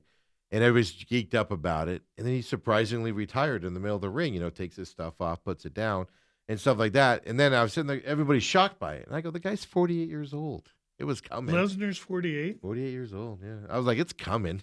Yeah, and that. Remember you watching him and all this other stuff before wrestling? He How must many have been years ago was 40. that? I don't know. Against Mark, It's been a long time. I right? made a lot of money fading Brock. But Lesnar. it is weird. Like nobody had an inkling he was going to do that. I threw the X up to say, hey, I'm going off script here to do it. So it's just one of those things where how they could keep that secret kind of surprises me, is what I'm getting at with, especially in the UFC side. Brock with everything leading Lesnar up and to it. Bullwinkle, both imaginary figures when it comes to Brock training. Lesnar's the beast. Come on, man. Come All on. right, let's get back to sports. He come got on. run out of the UFC. Baby. He did. Yeah. Well, they try to run him out of the WWE. a few Tail between times. his legs. This- Remember when your dad tried to kick you in the ass and you tucked it in as you were running away? That's how Lesnar left the UFC. So this weekend you got a Meta Apex fight over there in Las Vegas. They're returning their Apex fights generally mean. I got to find a better way to say it than guys you just don't know for the most part. There's some guys like Ryan Spann we know, at least I do here, and things to that effect. But generally it's fighters, on the unknown side of the UFC cards out there. Tell us about this fight, Lou. You tiptoed around that appropriately, Okay. yes. I phrased it right? Well, I write an article each week that goes out on Tuesday, so I get a chance to AI it and figure out how can I say that nobody knows anybody on this card. Oh, well, we have an obscurely populated fight. Oh, there you go. That's Okay, a big so- word, though. I don't use big words. So really, on the undercard, there's some obscure fighters. However, there's 2 lab fighters on the undercard we should talk about. Absolutely. And after that, there's really the fights we want to talk about exist in the main card. It's an Apex fight card, so it's 25-foot cage, and we only have 370-pound fights or greater, meaning there's not huge men in this small cage, but 3 of the 11 or 12 fights we lost a fight, I think. So I work all of that out. There's 5 fights where someone has to fly in from out of the country to Vegas and compete against somebody from the U.S. that doesn't have to fly in, or they're not from the U.S., but they live in Brazil, but they're training in Florida. Yeah. So I want to know who has to travel, because even though they're used to it and it's part of the game, flying does affect the cut, and you want to know not only who could have indications of flight effect on their weight cut, but if they do, they're fighting somebody that's a domestic fighter. Again, I'm just trying to search for some kind of advantage. Tiredness or weight on the weight cut? Is it more tiredness so they can't cut it, or is it more you retain water and things like that, obviously at 30,000 feet? So is it more that as well? It's the whole thing. Okay. The travel does both of those to you. And Well, and you eat all those peanuts, on the, That's on the, exactly on the right. Southwest flight. and 7 times it doesn't affect you and you make the cut fine. And the 8th time something happens. Right. I think they're pretzels. They don't even give peanuts away. Yeah, I anymore. think they're everybody's give allergic to 'em. They pick the stuff up off of the floor and put it in bags and give it out. Lewis. That's what they do. So it's a small cage here coming up here. Well, tell us who the 2 MMA fighters are. We should pay attention Oh to yes, the prelims. you mean we're talking about fights here? Yeah. Oh, I'm Well, yeah, sorry. you guys shoot me let on me my come back in WWE focus. talk. I don't so have my it's time to move glasses. this on Okay. here as well. The good news is that 2 of the fights, actually there's 4. 2 of the 4 fights that are big boys involve lab guys. And on the undercard, let's start with Dumas against McVeigh.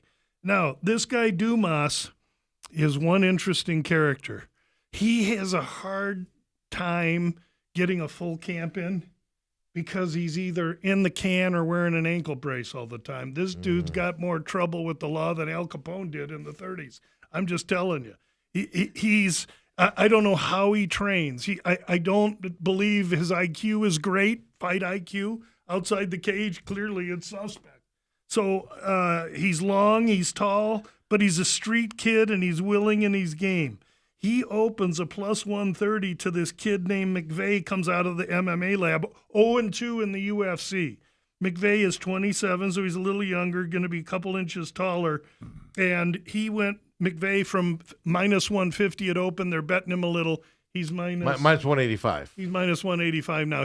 Here's a fight you really, gosh, I don't know if you want to get involved with it or not, but I can tell you, I know what they're saying to McVeigh, and I know we're going to get McVeigh's best, but I think that you can expect to get Dumas's best as well. The good news for McVeigh is he drives 3-4 hours up to Vegas, and Dumas comes in from Florida. And who knows if he comes in Brinks trucks or how he comes, but he'll get there somehow. If the fight goes off, I gotta like McVeigh because I think he's going to be He's 0-2. This is his third fight. He's going to be fighting for his life. So He's got to win, basically, right? Well, let me ask you before you go on. So, how many fights can you lose to start your career and still continue on? Is there like, hey, at 0-3, you're done, usually, or 0-4? Kind of at 0-2, you're fighting for your career. Okay. A lot of times. Now, Phillips, who last week lost his third in a row, they came back after the fight and made it clear to him, hey, we're getting you right back in there. You're going to get another contract. Don't worry, you're good. Don't sweat anything. So that was, and they don't often do it they don't do that often. So they went out of their way to assure that kid not, he's a dad with a new child. So, but it's also the way he fight. He might be losing, but he's putting a good fight on while he's out there. Yeah, and he was There's a difference between losing three top and losing. 10 guys, bang, bang, bang. So and he's good. So they see merit in him, which is good. And I want to give the UFC their feather in their cap when they deserve it, and they often do, because oftentimes when they deserve to get criticized, I'm not afraid. Right. Over under on this fight is 1.5. And it's minus 166 to the under right now for this fight. So, middleweight bout, power to knock out, or this isn't a submission fight, a wrestling fight, these is are it? So two it's gonna be a long guys knockout? going to stand there and see who can go on. That under is That's interesting. a big number. That's a big number. Yeah, I mean, I might look at fight starts round 2 and go yes on that if I didn't have to pay too much price. But I'm not great at round predictions. I want to match up the fighters, and I like that McVeigh is close to home from the lab and fighting for everything. Yeah, so it just that's a big number on the under here, 1.5 for these middleweight guys. Who's the other MMA lab guy we're talking about here? The next one is Eric Mecânico, and it's in the next fight going up. Now you got a Rodolfo Vieira coming in from Brazil, big, huge, chiseled Brazilian who's got some power, but a great BJJ game. But flying in from Brazil to Vegas, has to travel against a kid who lives here in Phoenix. So a little advantage, Mecânico there. Mecânico 35, Vieira 36. Mecânico way more striker, but because of the gym he works at, he's prepared for the attack he's going to get from Vieira, and so he's going to probably try and keep this fight standing. The issue with Mecânico standing is will he fire? If we can get the guy to be busy and motivated, he's really well prepared. So this should be a very interesting fight, one in which I don't know if I really want to have much to do with. Vieira is minus 240 or 250. Minus 290 right now. The money's going his way, I'm assuming. He opened 300, so okay, it's opposite, it's about there. But he's won some UFC fights. This is a huge fight for Mecânico, father of 5, needs to stay in the organization. It's a great way for him to earn money. So again, I want to say we're going to get Mecânico's best effort, but based on past results, I'm less willing to consider a wager on him, and more maybe to the McVeigh side if I were to pick one of those. One of the two, yeah. Over under on this one's 2.5. It's minus 125 to the over, minus 105 to the under on this fight. So Vegas is like, yeah, that means by the third round they're both going to be tuckered out and just leaning on each other, which may advantage Mecânico because that means they're standing up. He doesn't want to be on the ground with this killer. Yeah, and Vieira obviously a more wrestler type. Yeah, here, but but he's all chiseled up, and after a round and a half, 2 rounds, he gets all swole. Yeah. So Mecânico. That's always been my problem, Lou. Yeah, exactly. Yeah, after a round or 2, I get all swole. You get all swole up. Yeah. That's what we say about Dale around these parts. Trust me, folks. That's right. So those are the two pay attention to prelim fights that we those should pay attention are to? the two that I would have you pay attention to. There's, I mean, other than that, they're undersized. There's a couple of female fights. That's when that'll be a pillow fight. You go get a sandwich and come back. They're gonna go the 15 minutes and things to that effect. First fight on the main card, you got Ryan Spann, the one guy I've seen fight on this card. Yep. Against Bruschetta. Buchecha.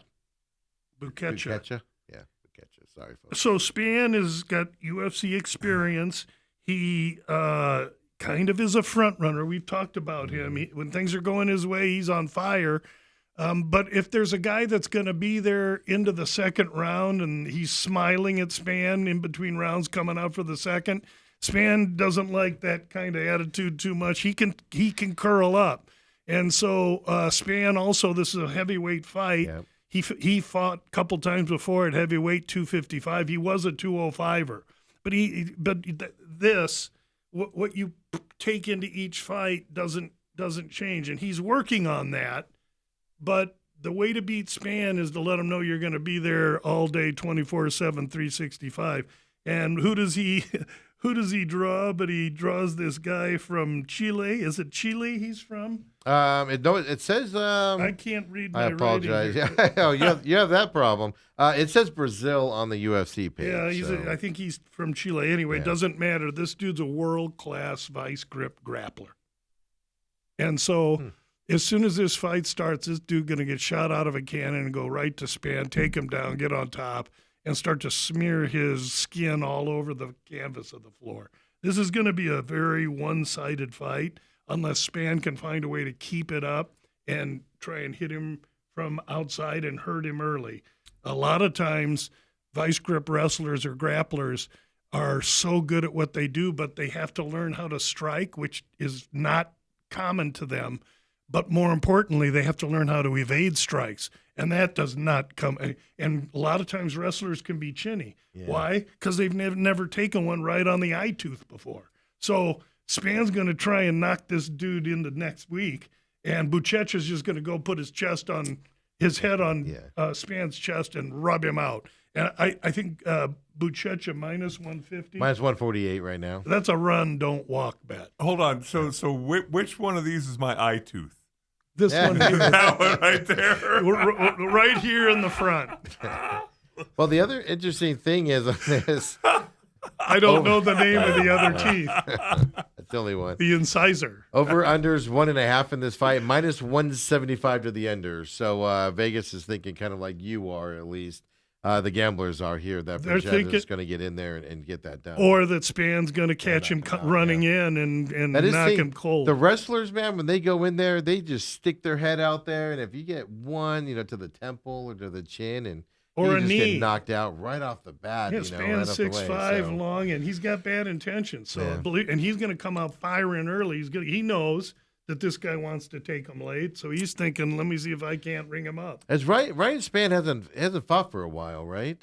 I don't have that set up in front of me. Because according to them, he hasn't fought since last July. I'm sorry, November of 2025. That would be right. And he so weighed 255 in that fight. Yeah. Because it's just the layoff there for a heavyweight bout and everything going into it. And he's 34 years old fighting a 36-year-old. So Buchecha is his debut in the UFC. He's got no time to mess around. He can't lose. Oh, that's his debut. This is his debut. He got no time to screw around. Debuters don't do well in terms of records in the UFC, especially against an experienced guy. Yeah. But this matchup is run, don't walk. Okay, I said that once. Yep, Montel Jackson here against Raoni Barcelos. Barcelos, man, what an unbelievable fight this is going to be. This is a really well-equipped guy in Montel Jackson that's going to be 3 inches taller, 5 years younger, a lefty with reach advantage. So when it's standing up, he's going to want to keep on the outside and pepper Barcelos as Barcelos tries to get in.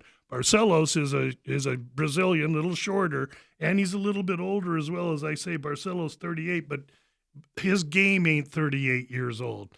This dude is really a killer. This is going to be an unbelievable fight. Jackson has some wrestling, and Barcelos will probably want to get this to the ground to try and get a neck or an arm. And so I think if it goes to the ground, Barcelos will have advantage. But even standing, it can be on par because sometimes Montel Jackson isn't as busy on his feet as he needs to be. This is going to be a fight you want to watch. And how's it lined? Not Buchecha, but Montel Jackson minus 160. Minus 180. Minus 180. So, boy, that's a good price on Barcelos. I But he's think the aged guy, so that causes me to hesitate. Is that the opening number by chance?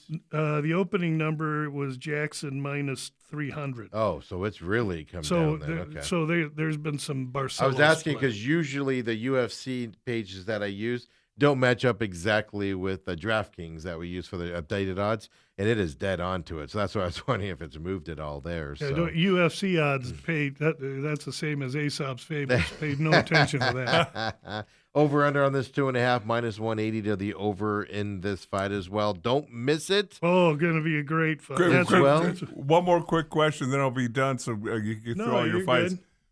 What makes you say? Because they're all badasses. Oh yes. What makes you say a guy's a killer?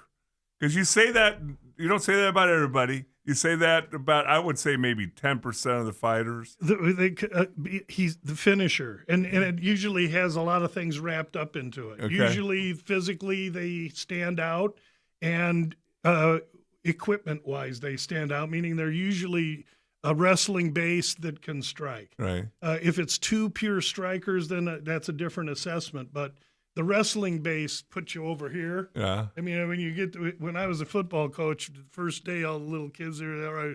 Who wrestles? Yeah. And those 4 or 5 kids, right, those guys go over here. Right. That's your core of your team. Right. There's the guys that already have guts and brawn and sweat, and all they do is work all day. That's what you want, and that's your base. Okay. But other than that, it's if you finish. Yeah. Okay. Davy Grant and Martinelli here batting up. Ecuador and England fighters battling it out. Is Martinelli a late ad or something? He's a late ad. He comes in late, but he's a finisher. He's got all the qualifications, but this is his debut fight. He comes in on short notice, getting ready to fight someone else. Who's he get? Davy Grant, Englishman that now is the striking coach for Eric Nicksick up in Las Vegas at Extreme Couture. So he lives in Vegas. He moved his family there from England. He's been training there. He's the striking coach there. He's making some money. He gets a fight. He's 40, okay? But he's 40, but he don't fight like he's 40. And Kid Martinelli's 30. So here's Davy Grant with a wealth of UFC experience, been in with the best, fighting in his backyard with his family in tow, and he's getting ready to take on this killer Martinelli, who's coming in all kinds of finishing power, but stepping up into his debut into a UFC fight. At 30, too. Yeah, and you see that Davy Grant, last I see here, is like plus 105. Plus one. No, Davy Grant's minus 135. So now Davy Grant's gone into minus 135. Yeah. That makes sense to me because you'd almost have to favor that situation with him, despite the fact he's 40. I don't know enough about the other kid to make an assessment, and Grant's coming in off a loss. Yeah. So there's other spots here for me. I think this one may not be one. I want to learn about what Martinelli has. The other thing is, you said he comes in with all this power. This over-under is 2.5, minus 180 to the over. Now, that could be just Grant, obviously, avoiding the power punches and stuff. And durability. And do that with the durability because of his experience on that. But with that power there, kind of surprised me. So then, on that. Yeah, well, that lends me to, they think it could go to a decision. Mm-hmm. If it does, boy, I'd sure like to have the local Las Vegas guy there. And so, but if he's favored, he'll be the one. He'll be giving 3.5 points. So we'll have to see what that is. That'll be a good plus price. Plus 125 right now. If Grant minus 3.5 plus 125, that might be the way I would want to go because he wins he's going to have to win a decision or finish him, and he's going to have to win a good decision. 29-28 three ways, you're on the opposite end now. Yeah, you lose. So that'll be a big one there for the local guy coming into Las Vegas. Rafi Garcia, Alexander Hernandez here. Mexico, United States fighters here coming into this one. Hernandez, the United States fighter, minus 130 coming into this fight. Yeah, but he's from Texas, and he's Hispanic in background. So these are two Mexicans fighting from each side of the border. Hernandez has momentum and size. He's won his last 4 or 5. The guy's really ready and focused. A striker, struggles on the ground, and he's got Garcia, which is unusual for a Mexican fighter. Garcia has good sound striking. He's very well-rounded, and he's a solid wrestler. Usually the Mexican fighter is all about standing up and slugging, but Garcia's got great wrestling, the more well-rounded fighter, and a legitimate 155er, whereas Hernandez has fought at 45 before. So this is another fight that's going to be just like Jackson and Barcelos. This is a fight you don't want to miss. Really closely matched guys. It's going to be a great fight. Alex Hernandez opens minus 150. Now he's minus 130. 130. So they see it close as well. And a decision. It's 238 to the over, minus 238 to the over. Right. As well. So, and you got, a Mexican and a Texan. So in Vegas, maybe you lean Mexico. I don't know, but they're both Mexican or perceived that way. This might be, and you're going to have to pay a price. What's Garcia plus 3.5, minus 180. Minus 190. Yeah, right. I mean, that may be my route because they're letting me know it's going to decision, and that protects me against the bad decision if it's a close fight, and I anticipate that's what it'll be. Yeah, but that's minus 238 to the over. They're telling you it's going to decision. So that's a parlay piece. I won't bet 190 to win one, but I'll bet minus 190 to another minus 190 and put one into 2 or 1 into 1.4, whatever that works out to be. So there you go on that. Then you got a co-main event here of a women's fighter here. Norma Dumont and Jocelyn Edwards here. Panama and Brazil fighters matching up. What's the total? I knew you were going to go. That's why I didn't say it. That's because over-under's 2.5, minus 500 to the over. Next fight, please. That's why I didn't say it at the beginning. I figured you had to ask some question. On that Edwards fight. wants to stand. She's big, she's strong, but she's a front runner and isn't that tough. And Dumont's mean as a junkyard dog, wants to take her down. If she takes her down, she could finish her. Dumont submission might be a long bomb way to consider this, but I don't. I mean, minus 245. Dumont's the favorite as well in this fight. So. Right. So that's where we're looking at there. I'll be salting the rim on a nice cold margarita when those that's your co-main event, Lou, right there. Then you got Sterling and Zalal here, United States Morocco fighters here for the main event. Zalal's a fighter that was in the UFC, and he came with all this hype, and it went to his head, and he was fast, athletic, and too busy reading his own headlines to fight, and he got kicked out and went and pulled his head out his rear end, came back, and he's 5-0, and since his return fighting guys who are each fight getting better. Now he steps in with a former champion at a lower weight class, but this Aljamain Sterling is one bad hombre at 145. Now, Zalal trained at the lab here for about 10 days during this camp, so I got a good look at him. I actually got to talk to him. He's one of the nicest, most vivacious, bubbly, effervescent young men you ever. Oh, Mr. Positive. He's just a great young kid, and he worked hard while he was here. If he submits Aljo, he'll tie. I think it's Charles Oliveira for the most submissions in UFC history. And like a young guy, he's chirping a little bit. But he's good, he's fast, he's strong, he's 3 inches taller. He's 7 years younger than Sterling, but Sterling has that wrestling. And these two have trained before together, and I've heard through sources that are obvious to everybody what's happened there. And despite what I've heard, I still think it's going to be hard for the young man, Zalal. If he can keep it standing and keep at the end and pitter-patter Sterling, he could probably win a decision on his athleticism. But A, I don't think he or his ego is going to let him do that. And B, Sterling's not going to let him do that. Again, for 145-pound wrestlers, the smaller cage, huge advantage to the wrestler. So there's less space for Zalal to be able to maneuver in. And so this is going to be a really competitive fight. You can tell by the total that it's 4.5 over.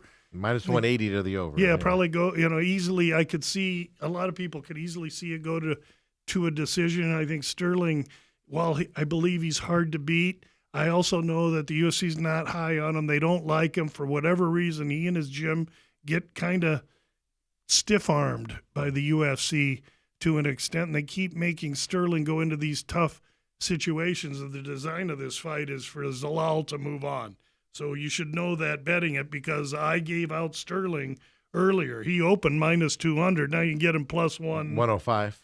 Oh, I got him plus 130 earlier in the week. That number's 105 right now. That number's coming more to reality. It should be Sterling minus 120 or close to a pick. So there's that. Yeah, and then definitely, like I said, they're favoring the decision here in this 5-round fight, minus 180 to the over as well here in this fight. But so one wrestler, one striker here in this main event? No. Zalal very well-rounded, wrestles, okay. BJJ, and Aljo world-class wrestling, which we know is kryptonite to BJJ. But on the feet, Zalal's footwork, his movement, his length will be far too much for Aljo to navigate. Aljo has no intention of playing the jab cross game. He's going to be a blitzing safety. Okay. So we have some contrast here in this one, what we're looking at. And I think Zalal's pride's going to say, okay, let's see what you got on the ground, and they're going to go down and roll. What kind of Morocco, where does he train out of, Zalal? If Morocco fighter. He's been training at Elevation in Colorado, but like I say, he came to MMA Lab. He's been to Florida. These kids with this kind of talent, well, it's because he wants to learn from everybody and soak it all in. There's that kind of move, which is good. And then the fighter that moves, they have 3 losses, then they move. And then they have 2 losses, and they move again. Yeah, there's the red flag. That's the fighter. That's the fighter. This kid here that's taken 2 or 3 camps in a 6-month period for one fight. He's trying to learn and see what's out there. So let me tell you. So if you're a fighter like this kid and you want to go to a few different camps, yeah, you just make a phone call, kind of like a PGA pro saying, "Hey, I want to play Estancia or whatever." Yeah, hey, Coach Crouch, this is Yusuf Zalal, and I'd love to come down and see what's going on at the lab. Could I come down and work out with you guys for a week, 10 days? Right. Absolutely. No problem. They got parameters that they have to. Basically, the only rules at the lab are you're not there to kill the other guy in practice. We're a team, and it's really not even a team. It's a family. Right. And so, and that's what I told Zalal. I said, hey, you hang around here any amount of time, you're going to find out. This ain't a team, bud. This is a family. And, he big smile. And then that's all I say, and then I walk away. Because I really don't want to engage these kids. They don't need to know why I'm there and what I'm doing. Yeah. They're going to be like, is that guy better against me? Can I fight that guy? And early on when I would go to the lab, and I would go in and they didn't know who I was, I'd be like, hey, I'm looking for a fight. Does anybody know where I can find a fight around here? And this little 135-pound guy's looking at, he's thinking to himself, look at this old man. And then I look over to the left, there's 18 guys standing in line want to go. Yeah, that's the problem. When they all line up, Lou, that's not a good sign. That's the problem. That's right. Everybody raises their hands. You don't want to see that on that We'll side. take them. So we got NHL playoffs happening. You're obviously watching that. Big games on the plate tonight. UFC on Saturday. Weigh-ins tomorrow morning being a Vegas fight. Main card, by the way, 5 p.m. on Saturday for the Apex for UFC. Paramount, of course, as we go into this season as well. Lou, I appreciate you coming in as always. Everything else good? Everything's great, guys. Thanks for having me. Have a great week. I've told Steve this before, but when you say people are lining up, my rookie coach in Buffalo said, I don't need to tell you how you're doing. Because when we're doing one-on-one pass protection, just look at the line. If the defensive line coach has to call somebody to go against you, you're doing pretty good. You're doing great. If there's 5 dudes lined up across from you all wanting to go, you're struggling. That's right. By the way, next week, Perth, Australia, here, UFC Fight Night, and then we get another numbered card the week after that as well from Newark, beautiful Newark, New Jersey, 328. That'll be Kaimev and Strickland here in that one here. So we got a couple big weeks coming up in UFC fighting as well. We'll talk about that over the next couple of weeks. Lou, see you next Thursday. For everybody else, enjoy your hockey. Enjoy your knowledge here on the UFC you learned today as well. And don't forget about the Bout Business podcast with Uncle Lou tomorrow as well after the weigh-in. So fairly mid-morning or so it'll be up for you. Dale, we'll see you tonight at the draft party. And we'll talk some NFL draft with Bruce Cooper and maybe a special guest. We'll fill you in more on that later, but mostly Me, Bruce Cooper, and Dale will be here. Lou, you're more than welcome to come and talk NFL draft tonight. We know you love that. Well, we'll wait and see how it goes. We'll see y'all next time. Thank Have you. a great afternoon, everybody.